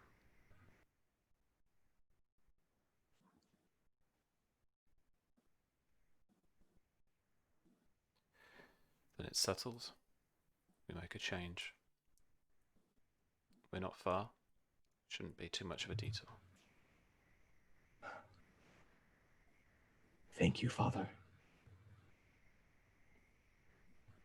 You will show your strength to the Dornish. We're demanding justice from her. You're demanding the crown to recognize what has been done. And if you can do that to the dragon, then the Dornish have every reason to stay in line. She doesn't really believe that rhetoric, but it's the comfort she's kind of giving him, because she knows he's also kind of lost, and that's never fun. When you have to admit that you're wrong. You know, nobody likes that. Yeah, for sure. All right. Cool. Okay. So let me pop this down on his thing here. I will march the host to Greenmont. Demand justice. All right. Cool. Miria. We are going to head back to you. While Enzo is off snogging Ladies of the Reach, are you being proactive in going to find people to speak to about the problems? You're not going to wait for him to come back. What I'm trying to guess is the timing. So obviously he's going to come with a proposition to you from Lady Rowan to chat about the issues. But are you going to actually kind of in the gap that we've afforded you for the walk along the woods? Are you about to go and speak to anybody? Yeah, I think Miria at this point is gonna go have some quiet words with the people she's been building relationships with this Tony, right? Like Jourdain would be like first on her fucking list, because she's got quite pally with Jourdain, even though she did stab him in the leg. You know, like he likes her a lot. She's intrigued the fuck out of him. So, you know, she'd be going around and just very quietly having a word. She's not going to like Tyrell or anything just yet. Like the prince is here and the queen is here. She hasn't gone to them just yet, but she's going to be giving like the Dornish lords like the yo, you know. Okay. All right. I want you to roll. She's got plans. She's got machinations. I want you to roll status breeding for me. All right. That'll be a 21 from him. It's a 9 from Maria. All right. All right. So I have an objective I'm going to pursue.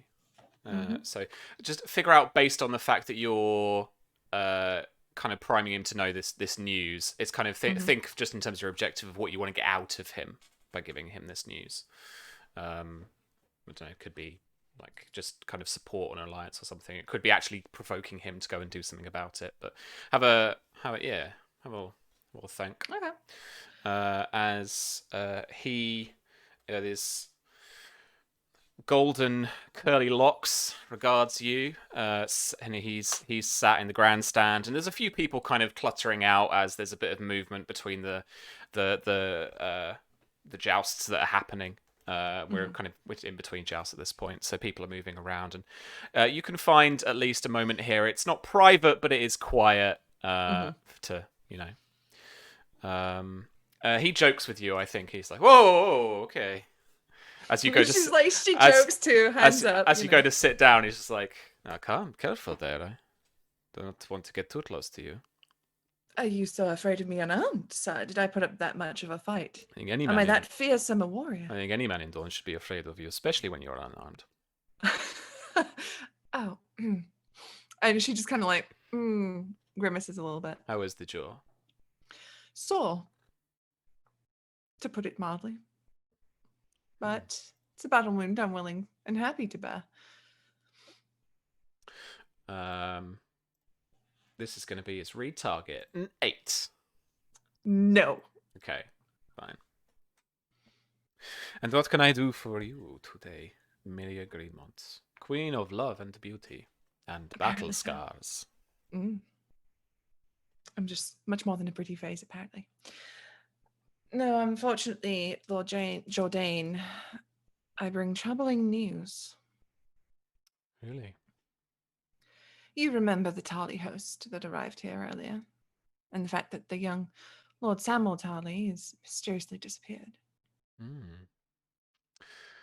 It's very strange that he's not even collected his prize. No, and unfortunately, I've received word from trusted sources that the Tarly camp have headed south into the Red Mountains. Really? Hmm. And who informed you of this? We have scouts, trusted men. I have been reports. Are they close?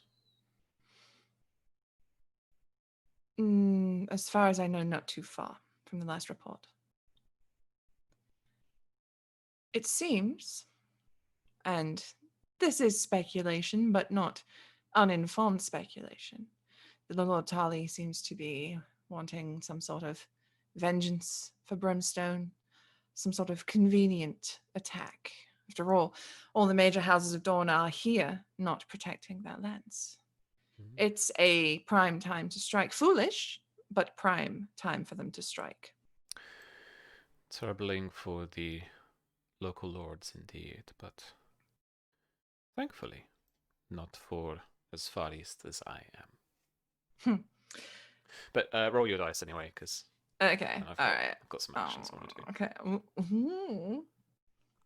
Where am I at?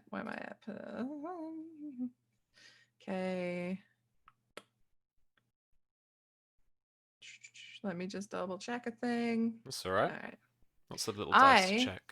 I'm gonna chuck my bonus dice into this. So you got a bonus dice and a test dice in chat.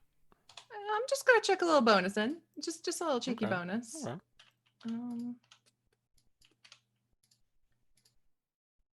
Oh my God, Mariette, that's a 10. That is not a hit, I'm afraid. No, shit. No, he's being very reserved about it, and I think Mhm. the not that it'll become necessarily clear, but the reason he is what he follows up with.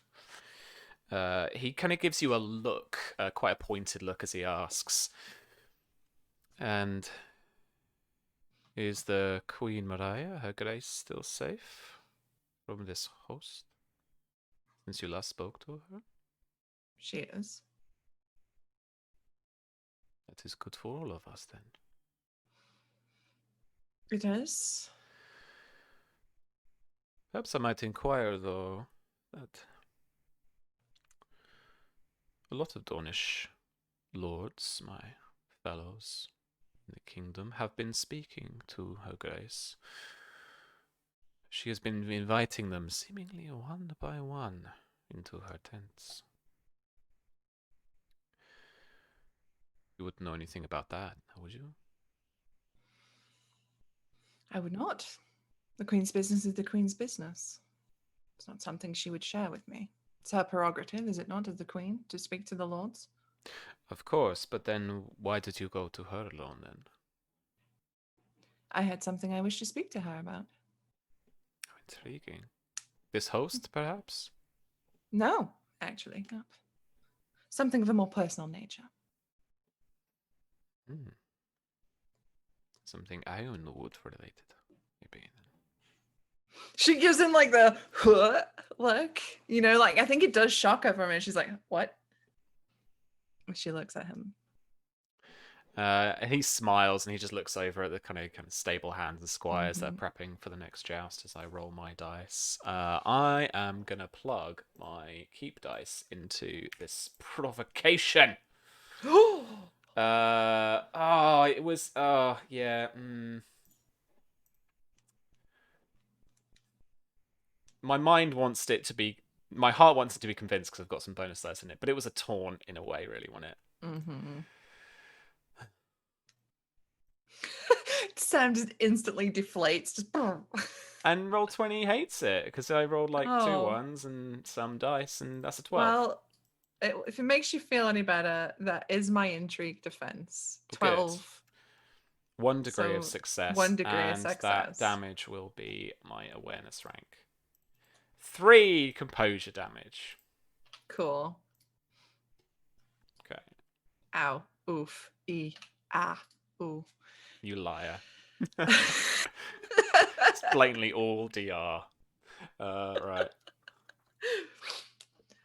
Cool. Okay. Oh well, it is your turn. So yeah, he does posit. He lets that land, the Ironwood Yeah. business, perhaps. And she's shocked for a minute, but she's been feeling a lot more confidence in that particular angle ever since talking to the queen. So she kind of, again, like he is mirroring him, looks out across what's happening, and there's a small smile that tugs at the corner of her lip, and she says, "And what would you know about Ironwood business pertaining to me, my lord?" Well, it is not, unfortunately, that secret. That you perhaps do wonder if you have a claim on the family's name, at least, or don't wonder. indeed a sand, perhaps. Perhaps. But it's not speculation. It's not wondering. I know it. Really? And how would you know that? Have this conversation many times over and over again. He told me himself. I heard it from others. I have seen things to confirm it. The gods themselves have told me. Your father spoke to you. Yes. The dead man. Before he was dead. Of course. I do not speak with ghosts. All right. Any particular action here, or do you want to? But she, I'm gonna say, like she carries on a little bit. Mm-hmm. But, however, interests may be that have me interested in this host moving into Dawn, it is troubling the fact that such a hostile maneuver from Reacher Lords may in fact trigger a conflict once again. I know the Lord Paramount and the Crown are very keen on quelling any sort of fighting and battles between the two. This action is clear provocation. They're hoping to incite something. Then why come to me, my lady? If you are speaking to the crown, if you are speaking to your lords paramount, then why come to little old me on the tor, sat at its mouth? Not a word from her grace to my ears. Perhaps you and your co-conspirators can have some idea of what to do. Co-conspirators, my lord. I said what I said. You know as well as I do that little old you, one person, one grain of sand, can be the change that triggers a sandstorm, that can trigger something larger. I am here because we've grown closer during this tournament, my lord, and I would appreciate your support. You will have to give me more information than this if you would like my support. What information do you seek? What is the Queen talking to a handful of Dornish lords about? And yourself? I don't know what she's talking to the other lords about. But with me, it was about my claim. And what did she say? She said that in the correct circumstance, she would support me. Really? A legitimate son sat on the Ironwood throne. Have a wife. Children on the way by now, I'm sure. Although my news is not so up to date. In what circumstance would she be willing to support your claim? To that end, I cannot tell you. Oh. But tell me, Lord Jardine, why would she not want to speak to you? What great offense have you given the Queen if she doesn't want to speak to little old you, as you put it? Perhaps it's because I do not fear the dragon. Is that so? Consult your maesters. You will find it to be very evident. But I am to understand that I am in good company. Okay. Myriad like freezes in place for a minute as she like twigs what he's saying.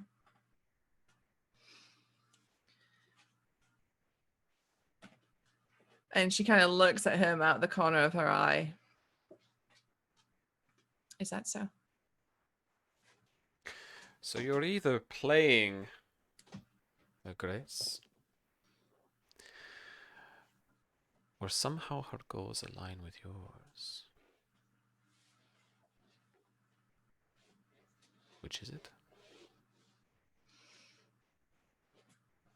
Myria smiles and says, I need you to trust me when I say that what the Queen wants will benefit the both of us.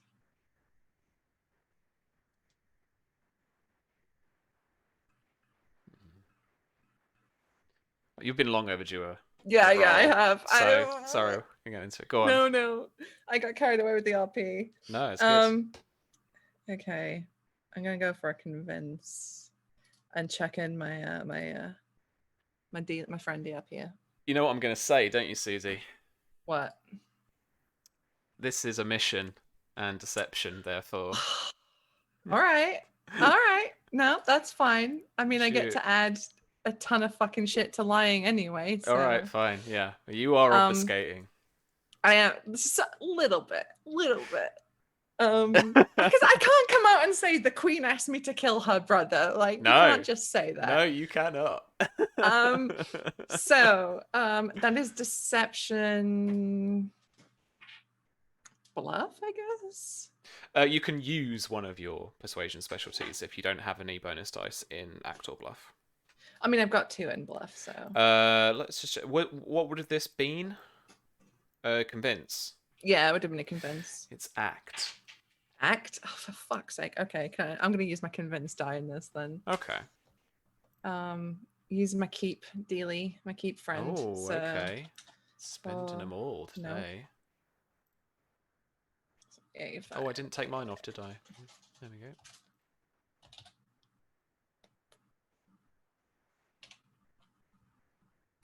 And then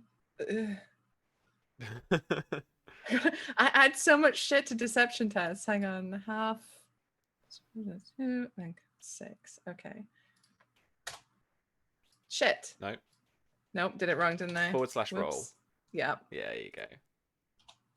You're only rolling 5d6? Yeah. Oh, okay. But add a 6 to that, so that becomes 23. Very nice indeed. That is double. No 6s. Oh, okay. And that is 3 degrees of success.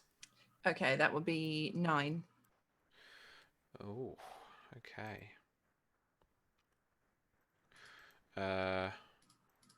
He does have a different disposition to you because you charmed him before.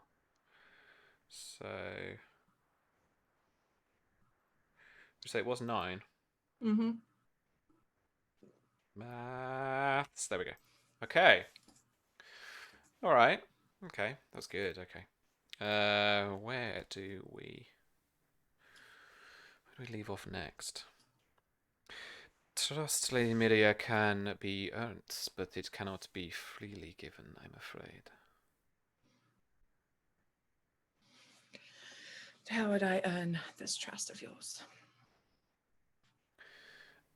I would like to know why Her Grace is talking to my Dornish brothers. And I suppose that your meeting with her was about House Ironwood. If you could find out what the other Dornish lords are being spoken to about, then perhaps I could help you. Otherwise, I travel home to the Tor and leave this Reacher host to their jolly Indiriad Mountains.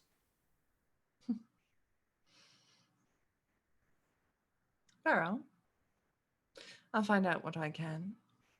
I mean, now you've told me, my curiosity is piqued. It's as much for me as it is for you.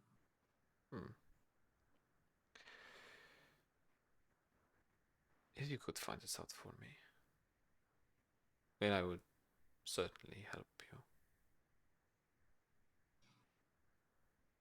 So that is essentially like what we could say is like a kind of yield. So Yeah, like, that's the it's the compromise thing, right? Yeah. Okay. Yeah. So yeah.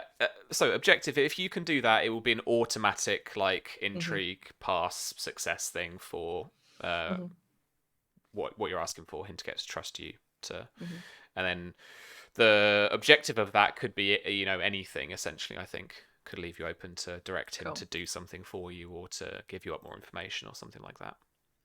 Make a little note of that. If she gets me info, I will do something in return.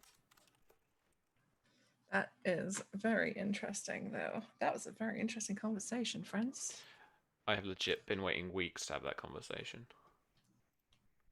All right, let's nip back over to Enzo as you walk back from your fine afternoon walk. It was lovely. To see Miria and Lord Jourdain speaking in the grandstand. Okay. I'm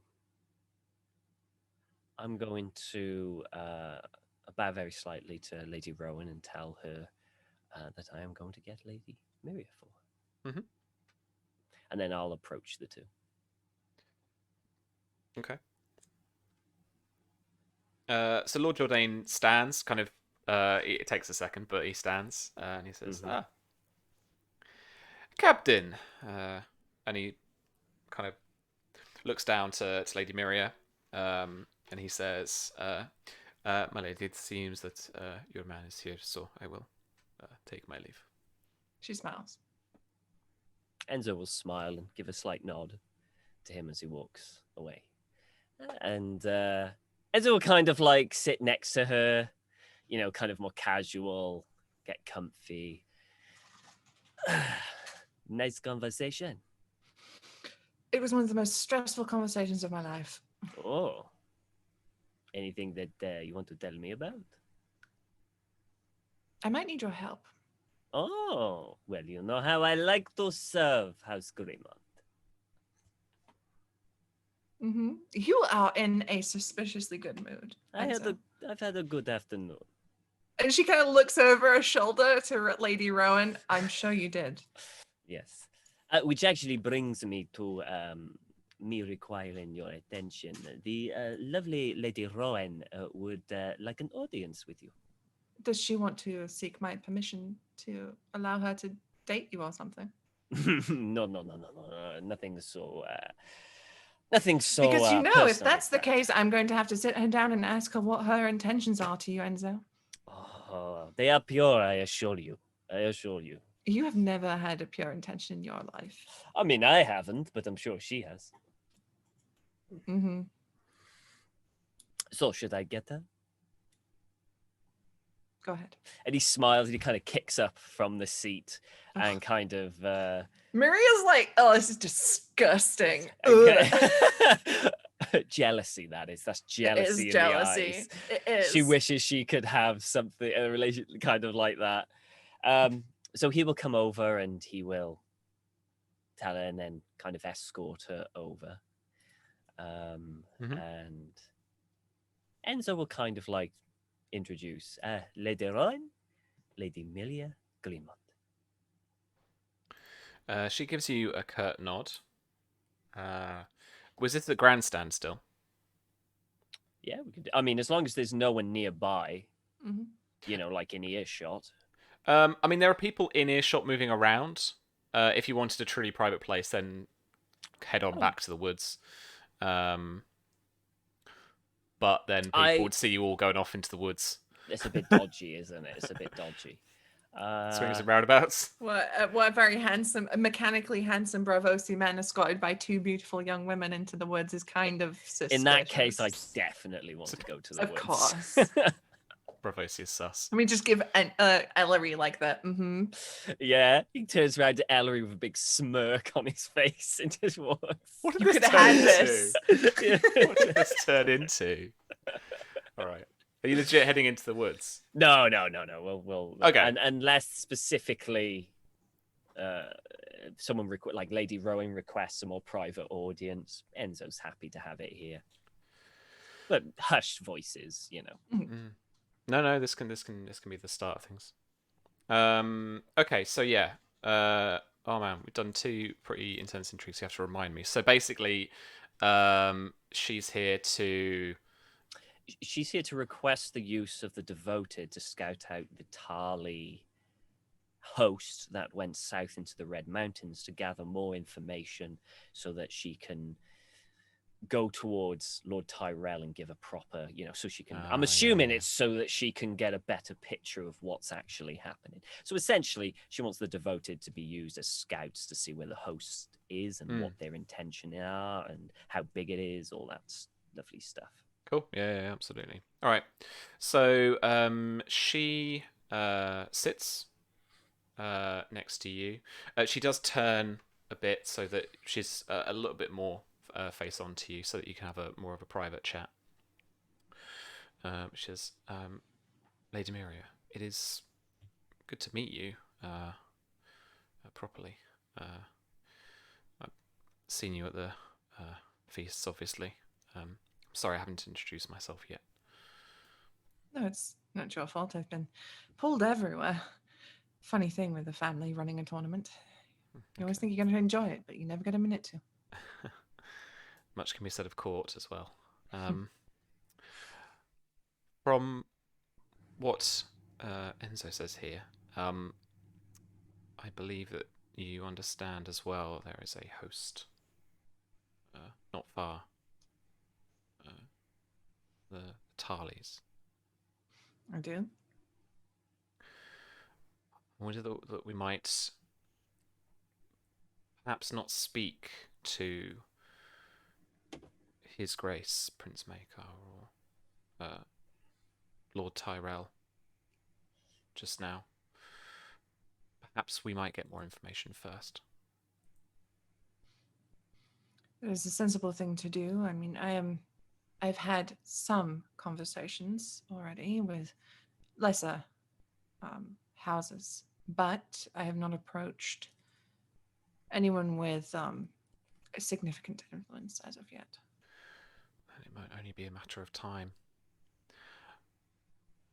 The house is regarded for its scouts, for its mountain fighters. I wondered if you had any appropriate levies or trusted individuals who could go and scout for us. I must admit that my cohort, my confidant, Sir Orton, is on a mission for me right now to look for the host, to see what's going on. But I'm sure that it's true, one man can only cover so much ground. No, I was rather thinking of dispatching a unit today. So we have at least some idea of the scale of this host, where they are exactly, what their intentions are.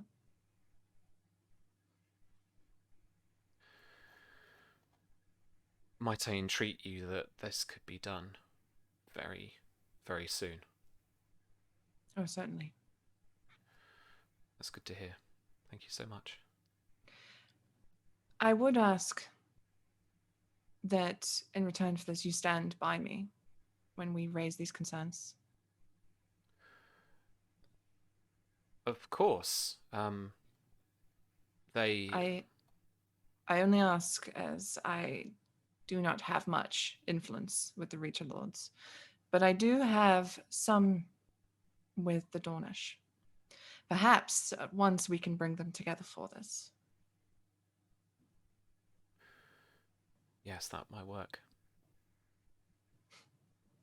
So if I can ask you to approach the Reacher Lords here, do your part to curry favor, get them on our side, get their support. I'll work on the Dornish side and we'll await a report from our scouts. Sounds like an excellent plan. And hopefully, the last few days of this joust will prove a useful distraction. Hopefully. Thank you, my lady. Thank you, Lady Rowan. And she actually gives you a polite curtsy as she stands.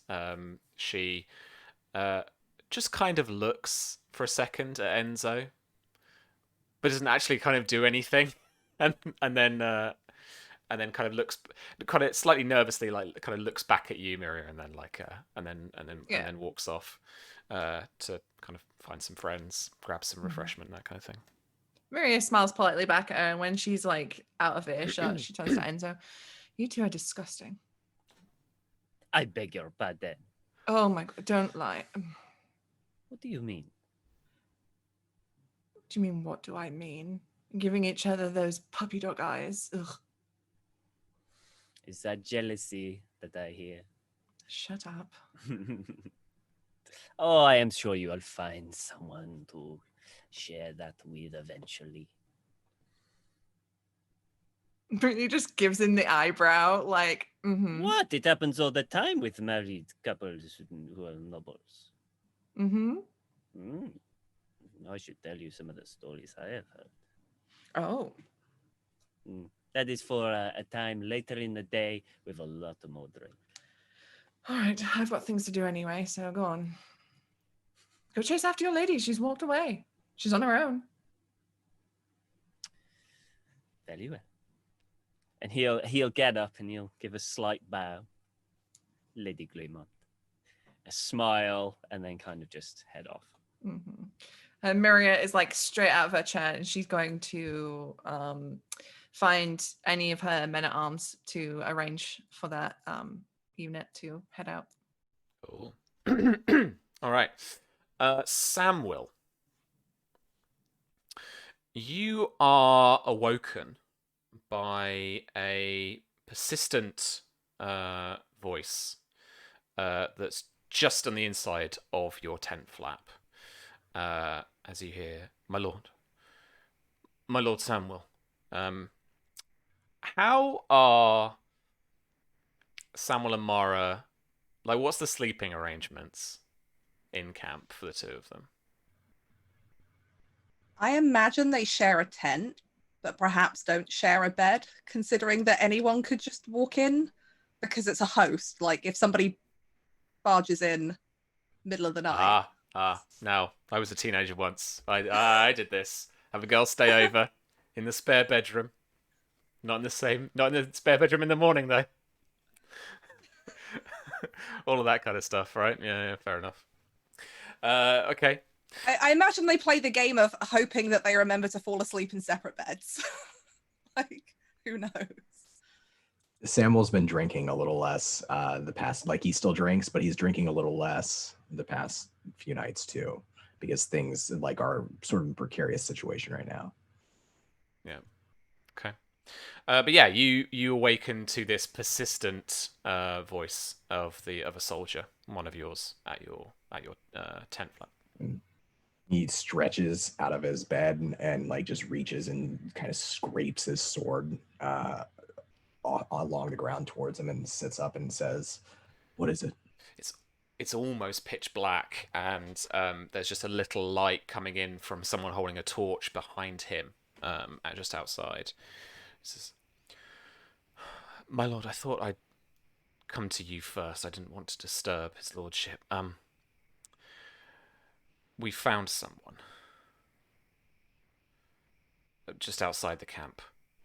A knight.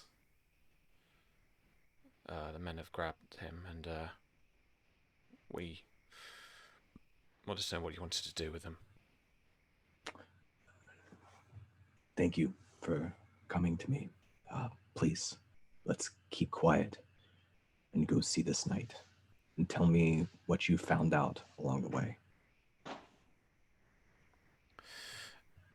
So he walks with you as you beforehand, I imagine, gather your stuff up. But yeah, next shot is you guys walking kind of at pace at night. You see very little else around you. It's quite an overcast night, quite very, very dark. And there is just another couple of soldiers kind of flanking you out with torches, walking. And then just in the distance, you can see a couple more torchlights just on the kind of the edge of camp. And there's like a group of soldiers around this knight who is on his knees. As you approach closer, you begin to see him in fairly plain kind of garb. He's dressed as much as he can in creams, and the knight that's summoned you is explaining. He has given us the fact that he is on a mission to scout this camp to find us. But he hasn't revealed much more of that. He's been very tight-lipped, very loyal to his lord. And then just as he's kind of explaining the last bits of that, you come upon the scene.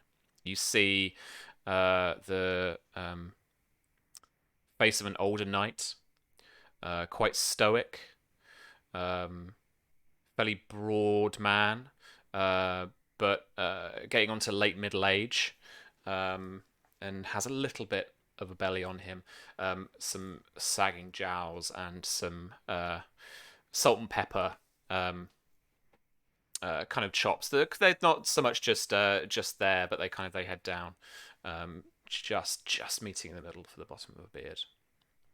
He's a little unshaven around the mustache and just around the cheeks, as he's probably been out a couple of nights. But yeah, an older knight certainly. So a couple of questions as we're approaching the night. Does Samwell recognize the men that he's with? Are these some of the men that he was with earlier in the night? Okay. And does Samwell recognize this older knight? Roll me a cunning memory check. I'm sure that's going to be great with my wound.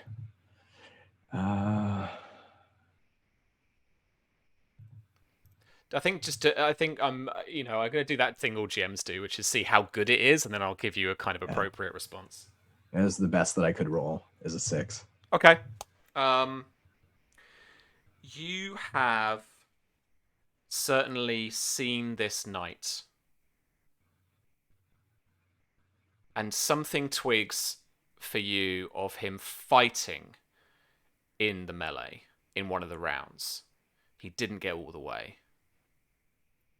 So you didn't like fight him in the final, but his face is very familiar. He's a knight that was definitely at that tourney. Okay, so I imagine so Samwell approaches, and as he approaches, the first thing he does is he tells the men, "Hold your guard, but release his bounds. Please fetch him some water. And please, someone find me an apple as well. I'm starving." And he'll I assumed, like, did the men actually like release him? Yeah, they do as you command. So yeah, they he he kind of, classic trope. He rubs his wrists. He kind of he stands up and he looks around at people. You can see him just considering his options for a moment, but he does remain. He stands and he kind of, well, this is how it's going to be, is it? Right. Please, my friend, have a seat. It's late, and I'd prefer to speak to you sitting. And points towards a couple of rocks. I'm not sure we're friends here, Samuel Tarly. If I'm to believe that you're here, as I think. If I were you, friend, I wouldn't assume you know why I'm here or what we're doing. But we will have a conversation, the two of us. First, you'll sit down.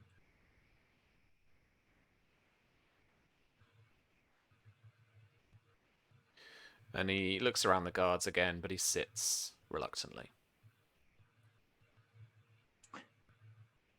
Samwell sits down too, not like right next to him, but close to him. And then sort of leans forward and he lays his great sword across his lap and just sort of relaxes a little bit into a sort of a casual camp position.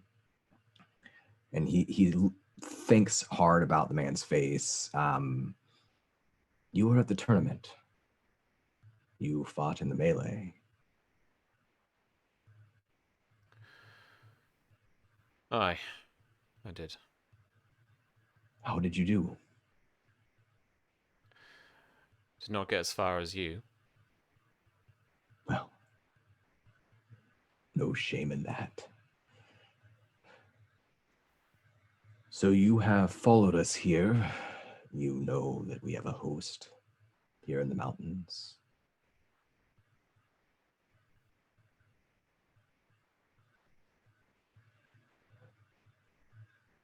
Are you alone? Yes. Would you lie to me? Probably. I can't blame you. I would lie to me too. In your position, of course. What house do you serve, my lord?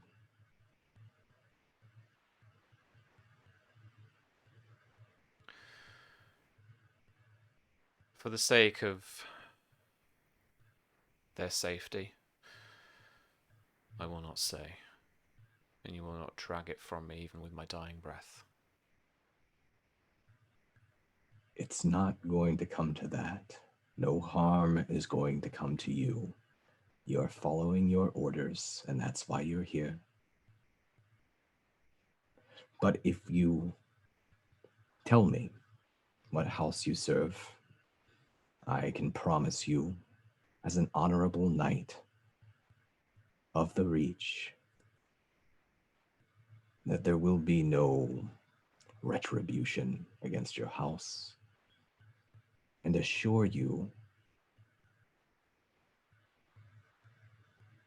that we are not here invading Dorne, and we're not here doing anything illegal or dangerous. There was talk of it, of course, but sir, I myself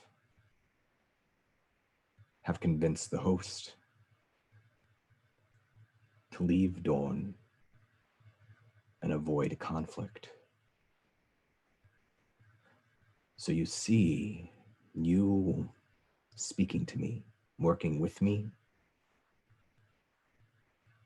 it's in the best interest of whomever you serve. I might be the only person who can help you now.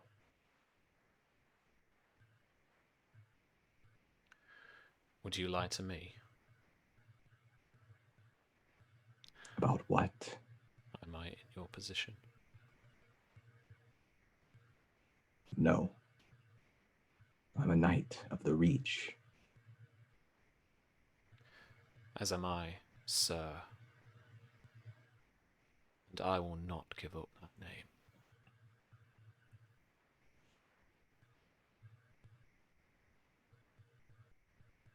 Then tell me something else, something that might help you and your house and me and mine. Why were you sent after us? For what purpose?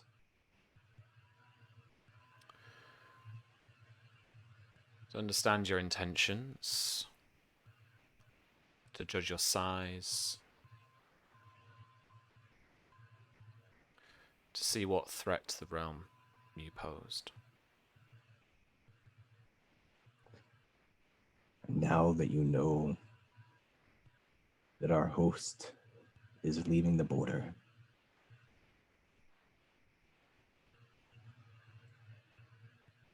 that you are being granted safety and respect, what is your assessment of those things? So I'm free to go, am I? No, not yet.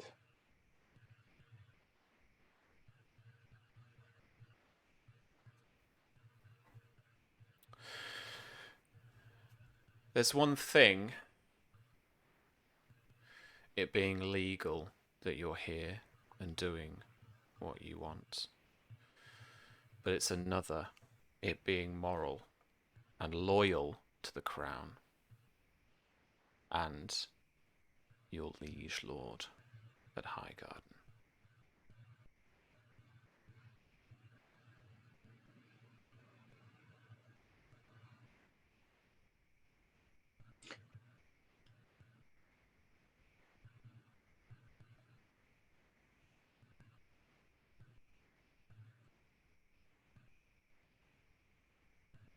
So you'll forgive me if I still think that you are hostile in these lands.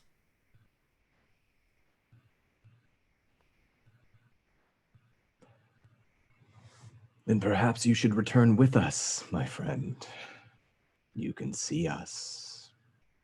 Go home. Without bringing hostility to Dorne. And perhaps you won't cause any trouble. Perhaps you'll tell your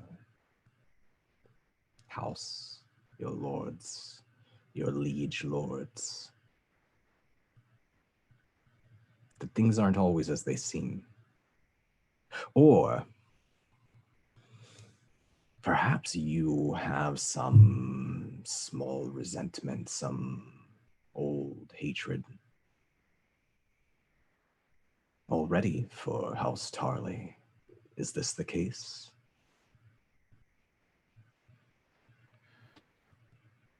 Bear you no personal ill, nor House Tarly. Your father's actions need to be answered for. And he hides behind the pretense of his lord's rights. If what you're saying is really true, then set me free and let me explain what's going on to my lord.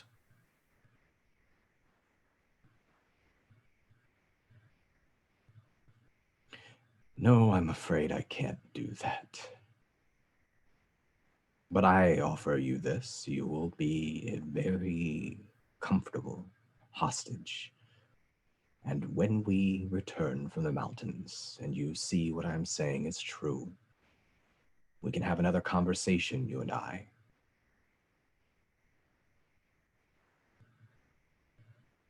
And then you can go free.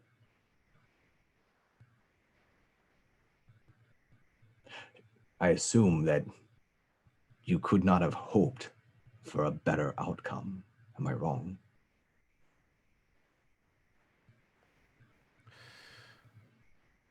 A better outcome would be me having finished my mission and allow me to go back and report.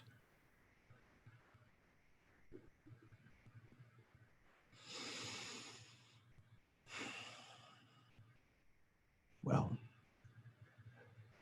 we can't always get what we want. You're going to stay with us, and I'm going to give you this addendum You'll be safe. But my men are going to scour the mountains for any others that you might be here with. They will all be killed if they're out there. Unless you tell me the truth about them. And then they will have the same treatment you have, safety until we return. Their lives in your hands. Where are the others? As I told you before, my lord, on my honor as a knight, I am alone.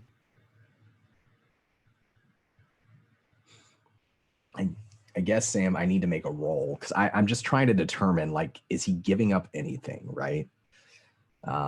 He's being pretty tight-lipped, yeah. Yeah. If you wanna get a read on any tells or anything, then yeah, roll awareness, empathy for me.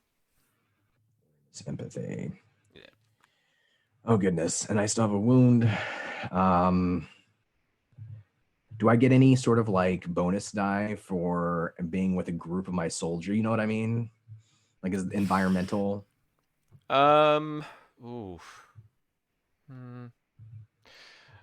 All right, I'll give you a bonus dice for having your dudes,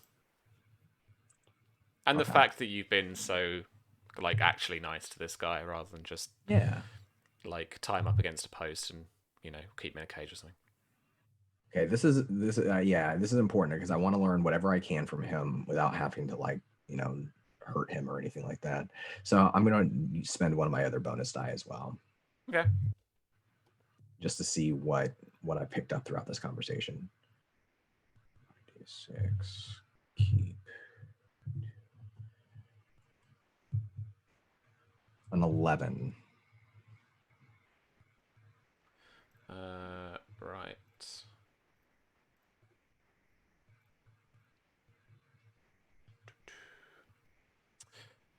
So you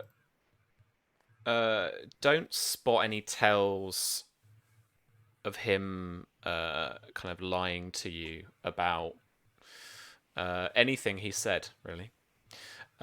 Just that, he's obviously being quite careful with what he says. But yeah, it's up to you, like, what you believe from him. Okay. But yeah, to wrap up, how is he? How is he then kept at camp? Like, what would you instruct your guys to do?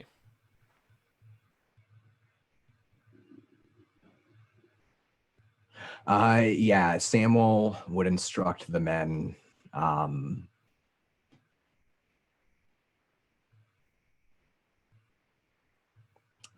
He would instruct the men to kill him.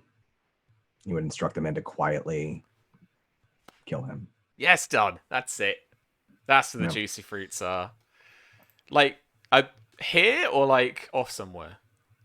I imagine like Samuel like lets him sit there on the rock and he stands up and he pats him on the shoulder and he says, "We'll talk again soon." And he steps off to the edge of the torchlight to the guard that came into his camp in the night. And he just leans in very closely and says, "I'll inform my father. Cut his throat, keep him quiet. In the morning, look for others." And then he'd walk off into the dark. Okay.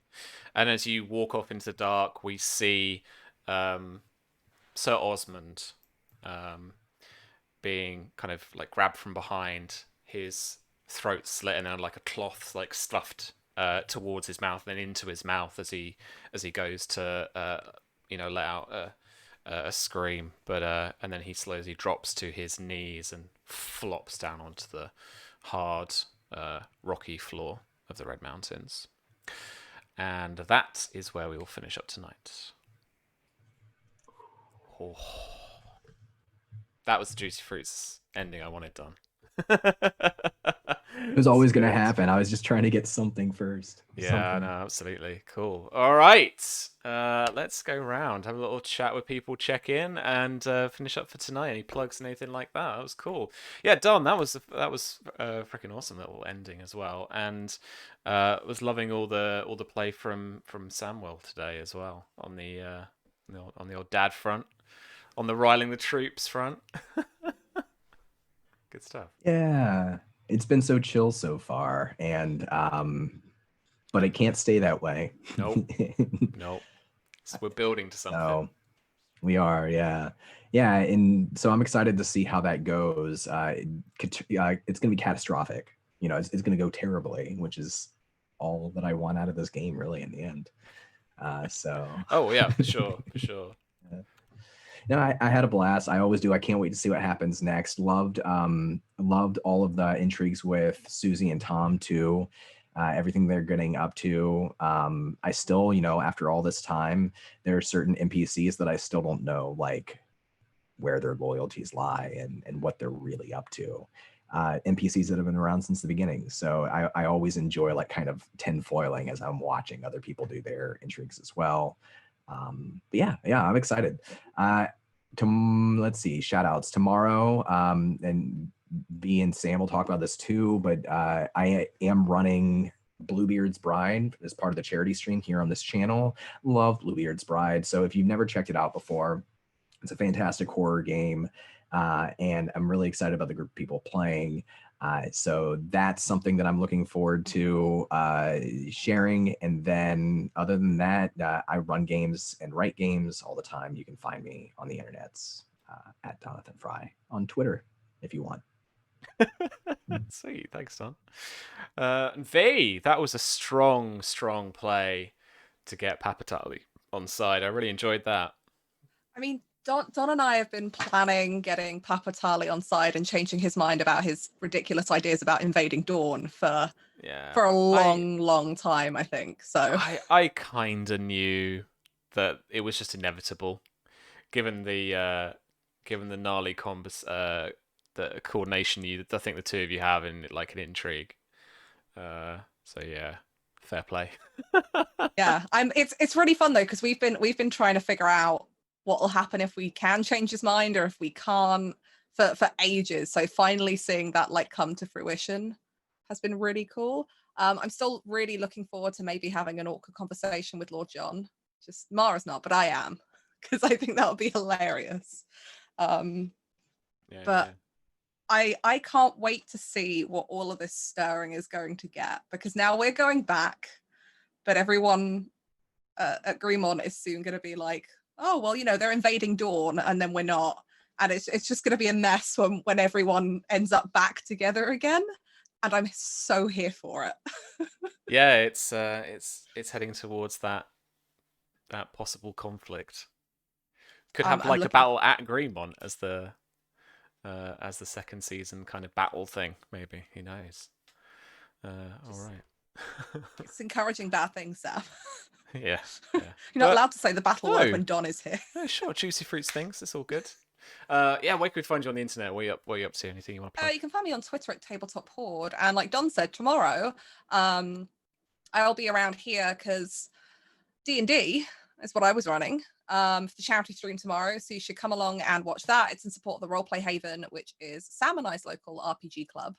I say local, but it's kind of national. There's a few branches in London and Plymouth and Wales and stuff. Unfortunately, we haven't been able to open for basically all of this year. And there are ongoing costs so that we can keep venues and websites running and stuff like that. And we want to be able to reopen next year when it's safe to do so and be able to do that safely so people can start gaming in person again, which, also generates with the Roleplay Haven a whole bunch of money for charity as well. So if you can come along and lend your support, that would be awesome. Please do. Yeah. But otherwise, find me on Twitter. I'm doing RPG stuff. I also, like most people here, I think, write RPGs and work in RPGs. And occasionally might catch a guitar video. That's a thing at the minute. So cool. Alrighty. Tom, some answers. in Some. narrative form. Some. Yeah, Always leave you hanging for a little bit more. you're never gonna get everything. No. You know, I kind of, damn it, I completely forgot that Queenie was having all the Dornish. Come see. That would have been one of the fucking questions then. If I'd known that, I completely forgot about it. It just went out. Oh well, next time. Yeah, it was a lot of fun. I love intrigue role playing in this game. It's one of my most favorite parts of the system. I love the intrigue, and I love a character that's built for it.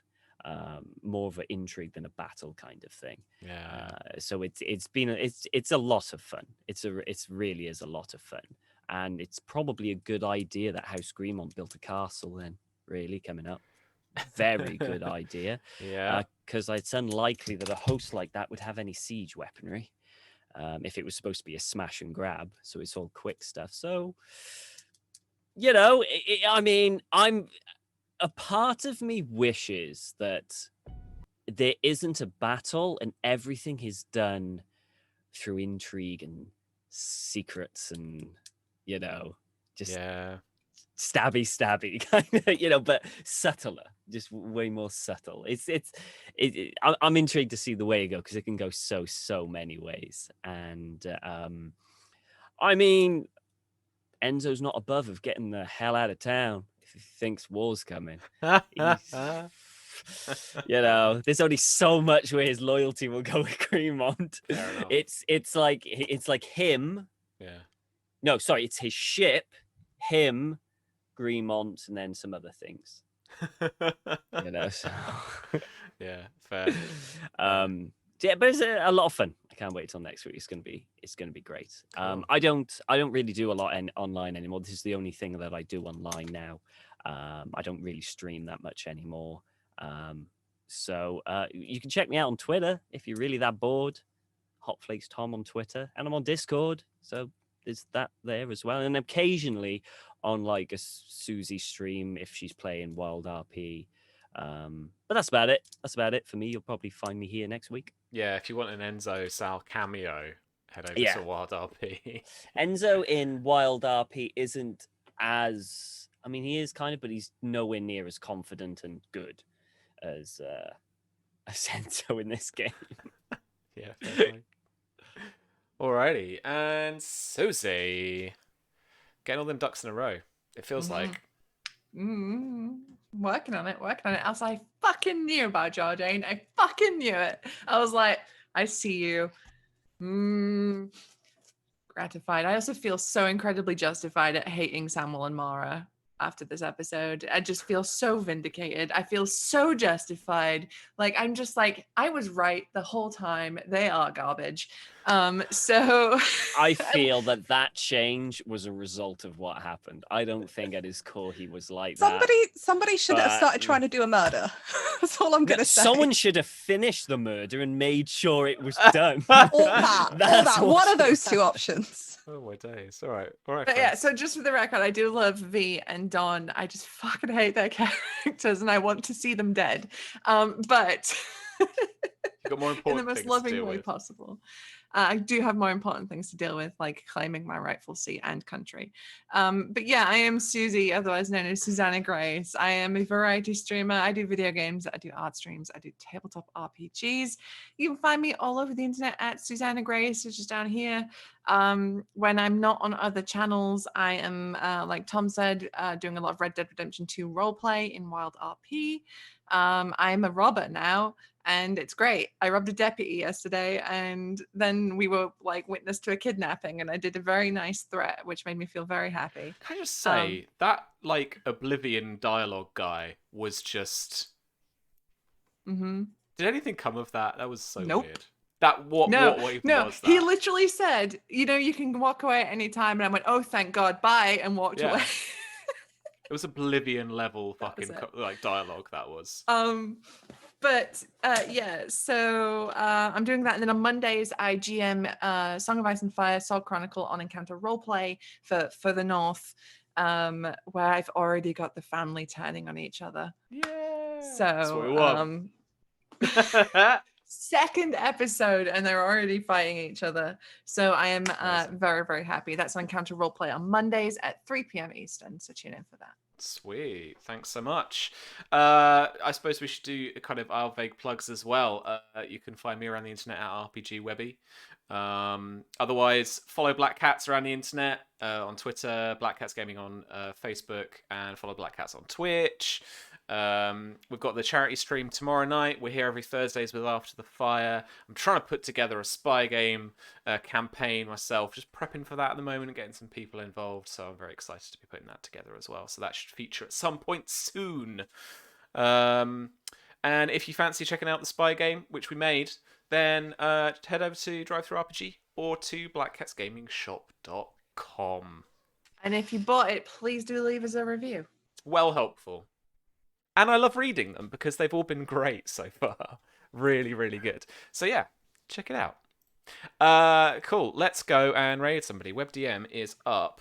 So I've been perusing the category, and I think everyone else is on the kind of 3-hour uptime like we are. So I'm hopefully WebDM is on a bit either not been on that long or going to be on for a bit longer. So check them out for all some handy tips. At this point it's usually Grant doing some prep or something, I think. Yeah, this is Tog Unlimited, I think, which is one of their AP shows. It's got Pruitt in it, it's got Shauna in it, it's got a bunch of great folks in it. Oh, sweet. All right, let's head over. Yeah, the raid worked. Awesome. All right. Thank you very much, friends. We'll see you next Thursday. Farewell. Keep waving. There's time. 3, 2, 1.